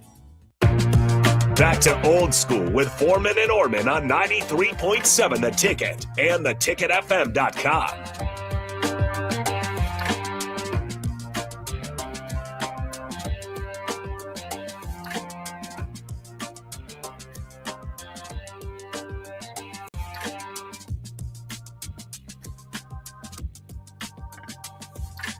We're back. Jay Foreman, Austin Norman. We're the capologists here in college. We're solving all your how much money we need, how much we don't need. Whose hat do you like better, by the way, for capologists? We're both wearing a cap right now. 402-464-5685. I would be wearing a cap. I got my thinking cap on. Can't add. Mine doesn't help me very much. Mine either. But, I'd be using my cell phone to be adding it up. But got a text here. Tim in Lincoln says, if basketball can get a $4 to $5 million bump in private money, football can get that 3 times with a perceived successful season. Probably so. Now, what happens if the season? Now, what happens the next season?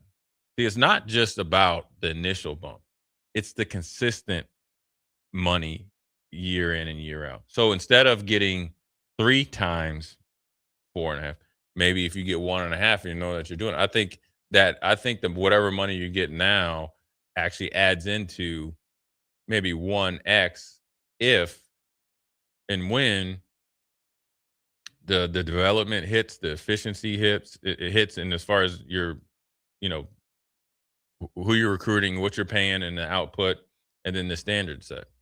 Yeah, I mean, I think let's take that $12 million. That'd be essentially just an infusion, right? Business isn't failing, needs a little bit of a boost. Okay, I'll float you a little bit because you showed signs. I believe in what you're doing. It's going to work.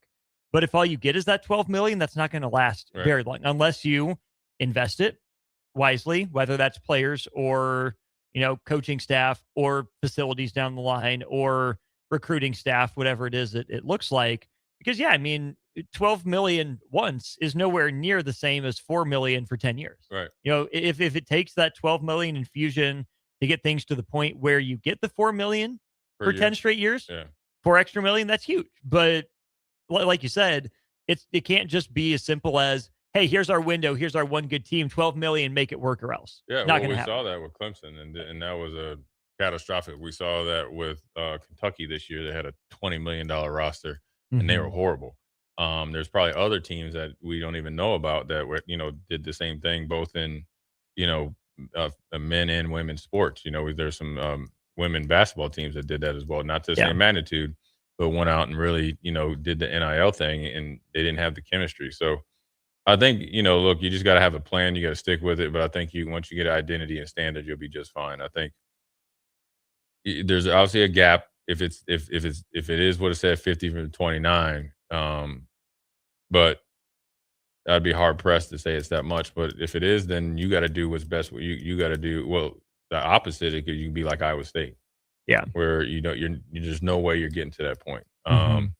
Or you could be like some of these other schools, including Michigan, where you're not really financially stable. So you want to make sure that you're not overextending yourself for the short-term satisfaction. This is something that, you need to turn around immediately on the field, and then the money will come in. But I think this also, I keep going back to it. And I'll blame Scott Frost for this when in his press conference. NIL will be a big factor. I think we're ahead of the curve. Yeah. I think that planted the seed in everybody's mind that you just throw money out there and all these players are going to come running. Now, we've seen in which, really, to be honest with you, the SEC is learning now that everybody can pay players, you're not so dominant. How about that? So the real point is everybody has donors that can pay money. So our money isn't the only one out there. We just got to be really, really smart and diligent with ours and then go from there. I mean, and so, it's a tough thing to do because, there's pressure to win now. And then, just in human nature is this. Say next year, right? Or whenever, they say, okay, it just comes, another article comes out. Nebraska's at 41 million. LSU's at 50. So plus the 29, right? Say LSU said, we're just going to stay right at 50 for the next 3 years. Everybody just says, we're going to stay at 50. Right? But we're at 41. We went a huge jump from 29 to 41. Narrowed the gap. Yeah. By like 40%. Yeah. You go out there and start losing, then people are going to be counting those 12 million. Yeah. You get what I'm saying? Okay. This is right. And so that happens all the time. But when you make a huge jump and you're focusing on the gap, that's what you can run into if, the play isn't up to snuff. But I think, again, you get the quarterback that's the right quarterback within the system. And if he's a great quarterback to go to the next level of the NFL, then so be it. And you'll know. You'll know. They look different. They move different. Yeah, and you'll actually know. Not some, clickbait, pre-draft on Yahoo Sports. You'll know. Everybody will know. Not Tanner Lee sneaking into the back half of the Right. 7th round. Right. You'll know this dude. This dude's an NFL quarterback. And then everywhere else, you got to make sure you strategically, spend. The hard part is there's such a big emphasis on recruiting. You got to get started somewhere where you develop linemen, and so they're a little bit more cost effective as they're kind of playing and getting better, versus going out and when you get like, all these linemen that are, the number one, like Texas Tech, they spent a lot of money on that freshman offensive lineman last year. Yeah.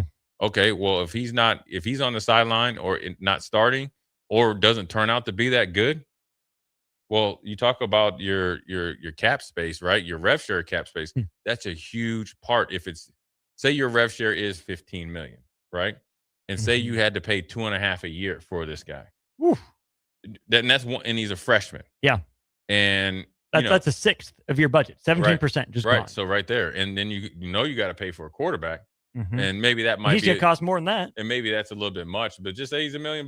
Say he's $500,000. I mean, that's still a lot of dead money on your roster. So you have to be really, I think if you could really break it down through NIL and rev share, my active roster, salary cap, and my, I guess, red shirt, not active roster salary cap, or the guys that are going to play 4. And if it ever gets to 9 games, that's it. You do that, and then you have a strategic plan with everybody. I think that could also help out as well. I'm sure they're doing it, but that's also a big part of it. It's one thing to have a plan. It's another to act on it. Yeah. You got to make sure the plan is good, and you can do the best you can to formulate a plan, but you won't know if it was good until you actually get into the implementation phase. Then when you implement it, you have the right people in terms of the implementation. And so I want to believe that Nebraska football has a plan and that it's the right plan and that they have the right people in place. But we talked about going into last season, Nebraska's coaching staff seemed like it had taken a step up from where it was from Matt Rule's first couple of years. And it got Nebraska a whopping one more win and still ran into some of the same issues that Nebraska has seen, which is not me calling for an overhaul by any sense of the imagination.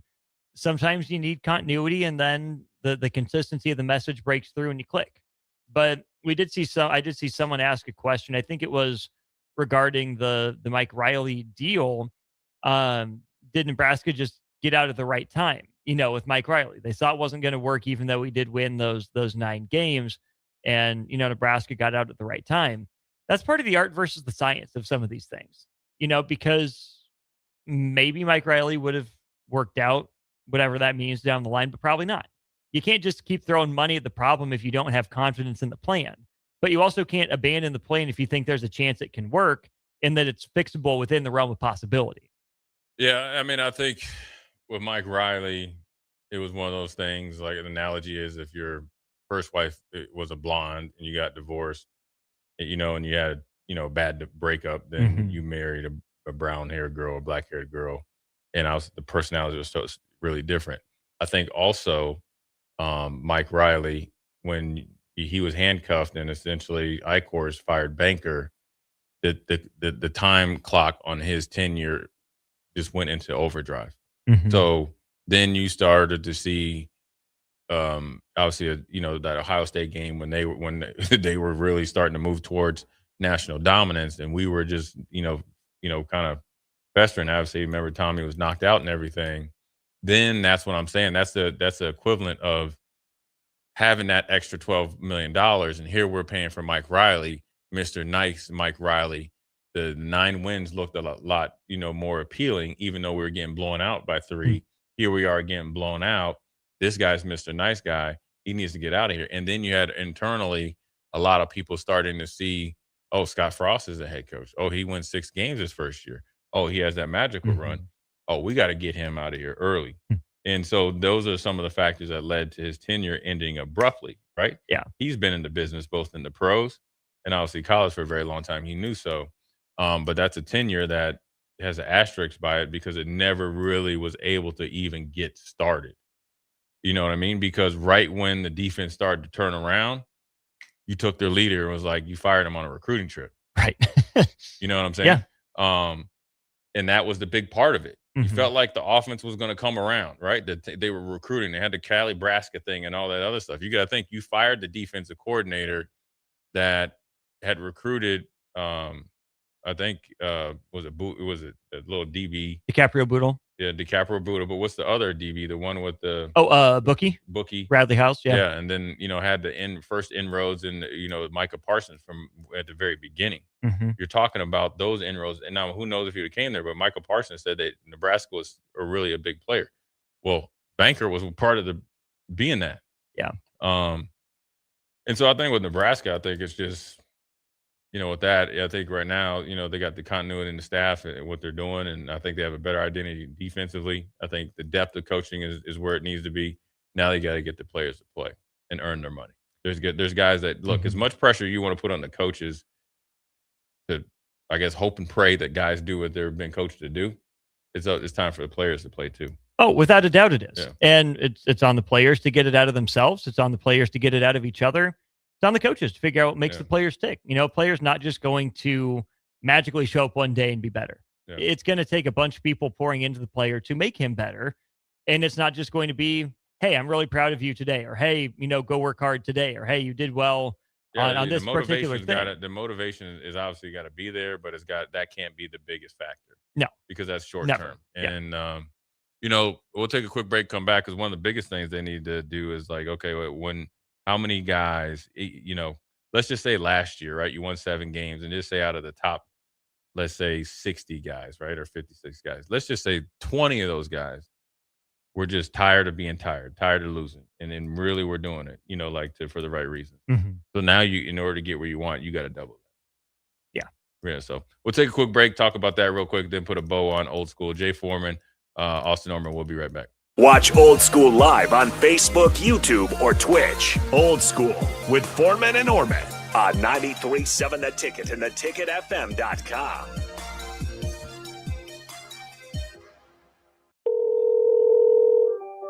Does someone in your household avoid phone calls because they can't hear clearly, or do they have difficulty speaking on the phone?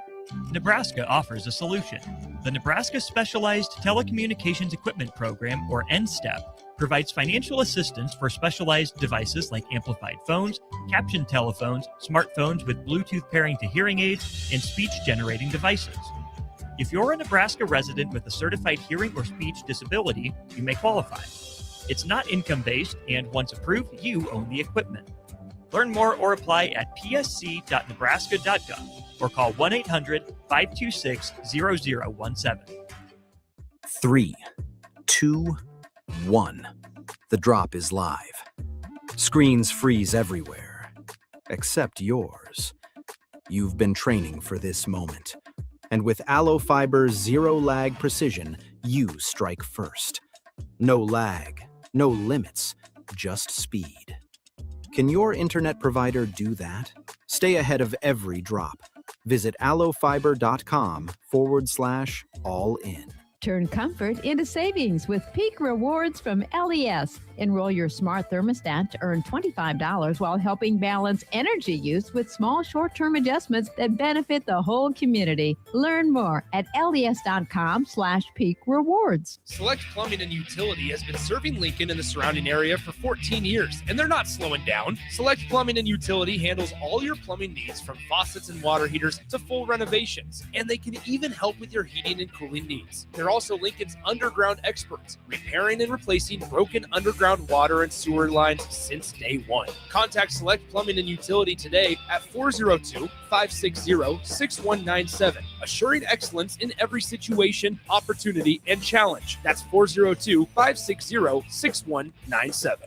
93.7 The Ticket is proud to provide listeners with daily opportunities to win contests and prizes on our airwaves, and would like to take this opportunity to remind you of a couple rules. All participants must be 21 or older and must wait 30 days after winning a prize to participate in another contest. Once you win, you have 30 days to pick up your prize at the KNTK Studios, 1040 O Street in Lincoln, or your prize will be forfeited. Thank you for participating in our contests, and thank you for listening to 93.7 The Ticket. We have 2 boys, so we needed more space. We lived in a townhouse, so we decided to build. Casey Bowman and her husband Joe built their first home with us. This is Bob Benish of Aspen Builders. Working with the Bowmans was fantastic.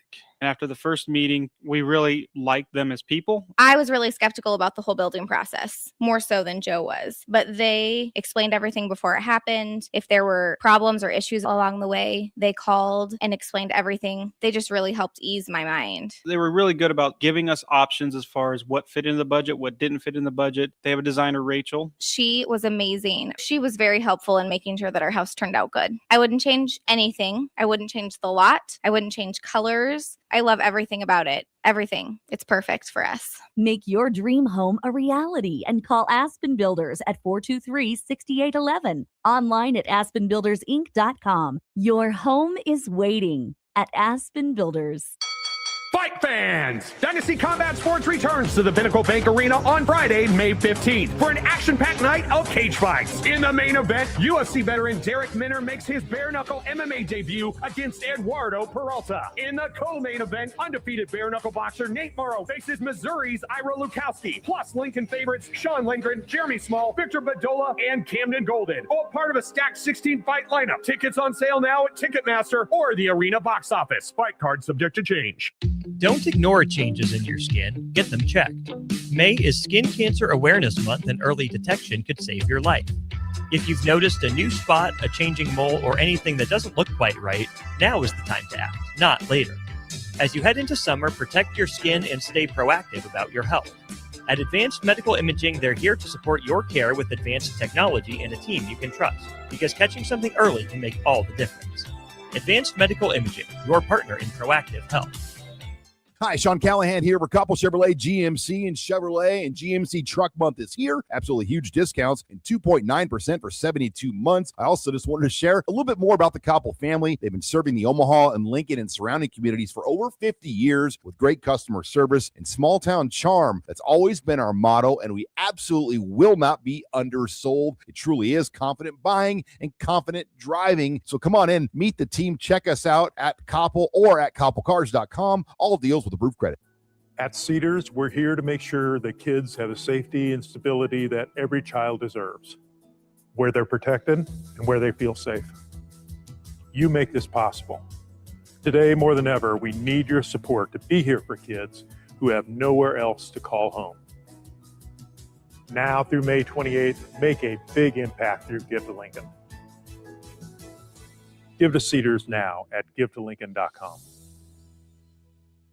Back to Old School with Foreman and Orman on 93.7 The Ticket and theticketfm.com.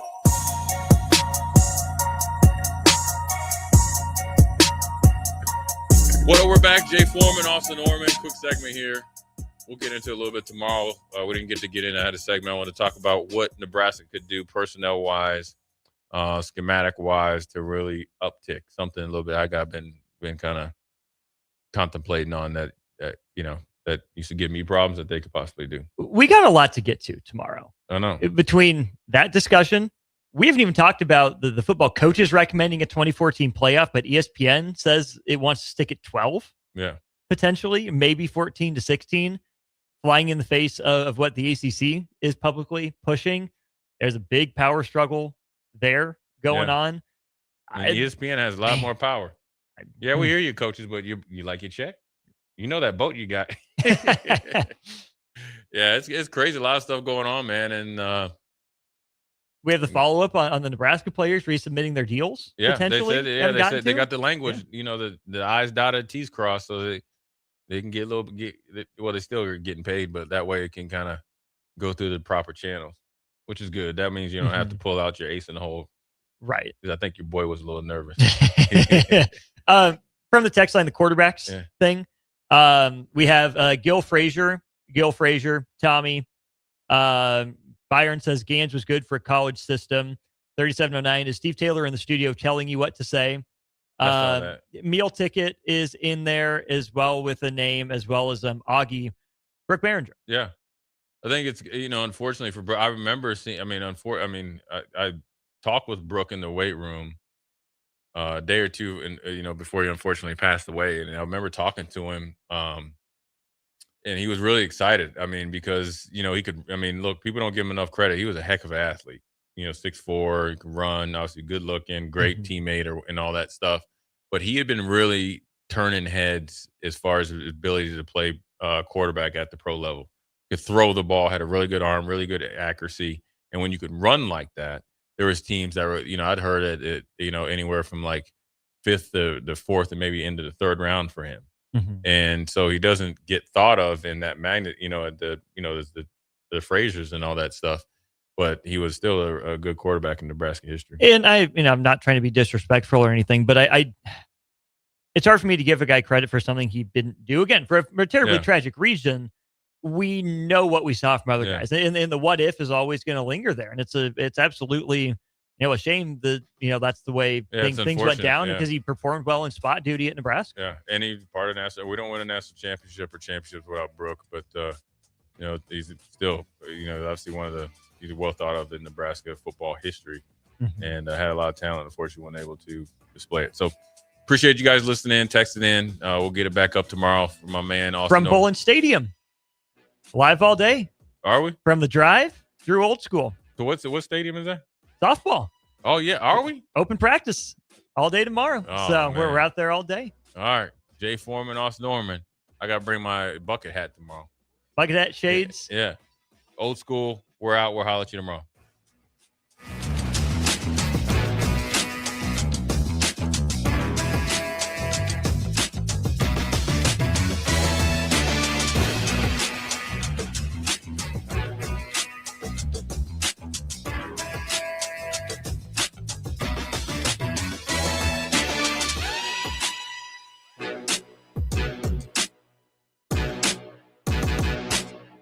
Hi, Sean Callahan here for Couple Chevrolet, GMC, and Chevrolet, and GMC Truck Month is here. Absolutely huge discounts and 2.0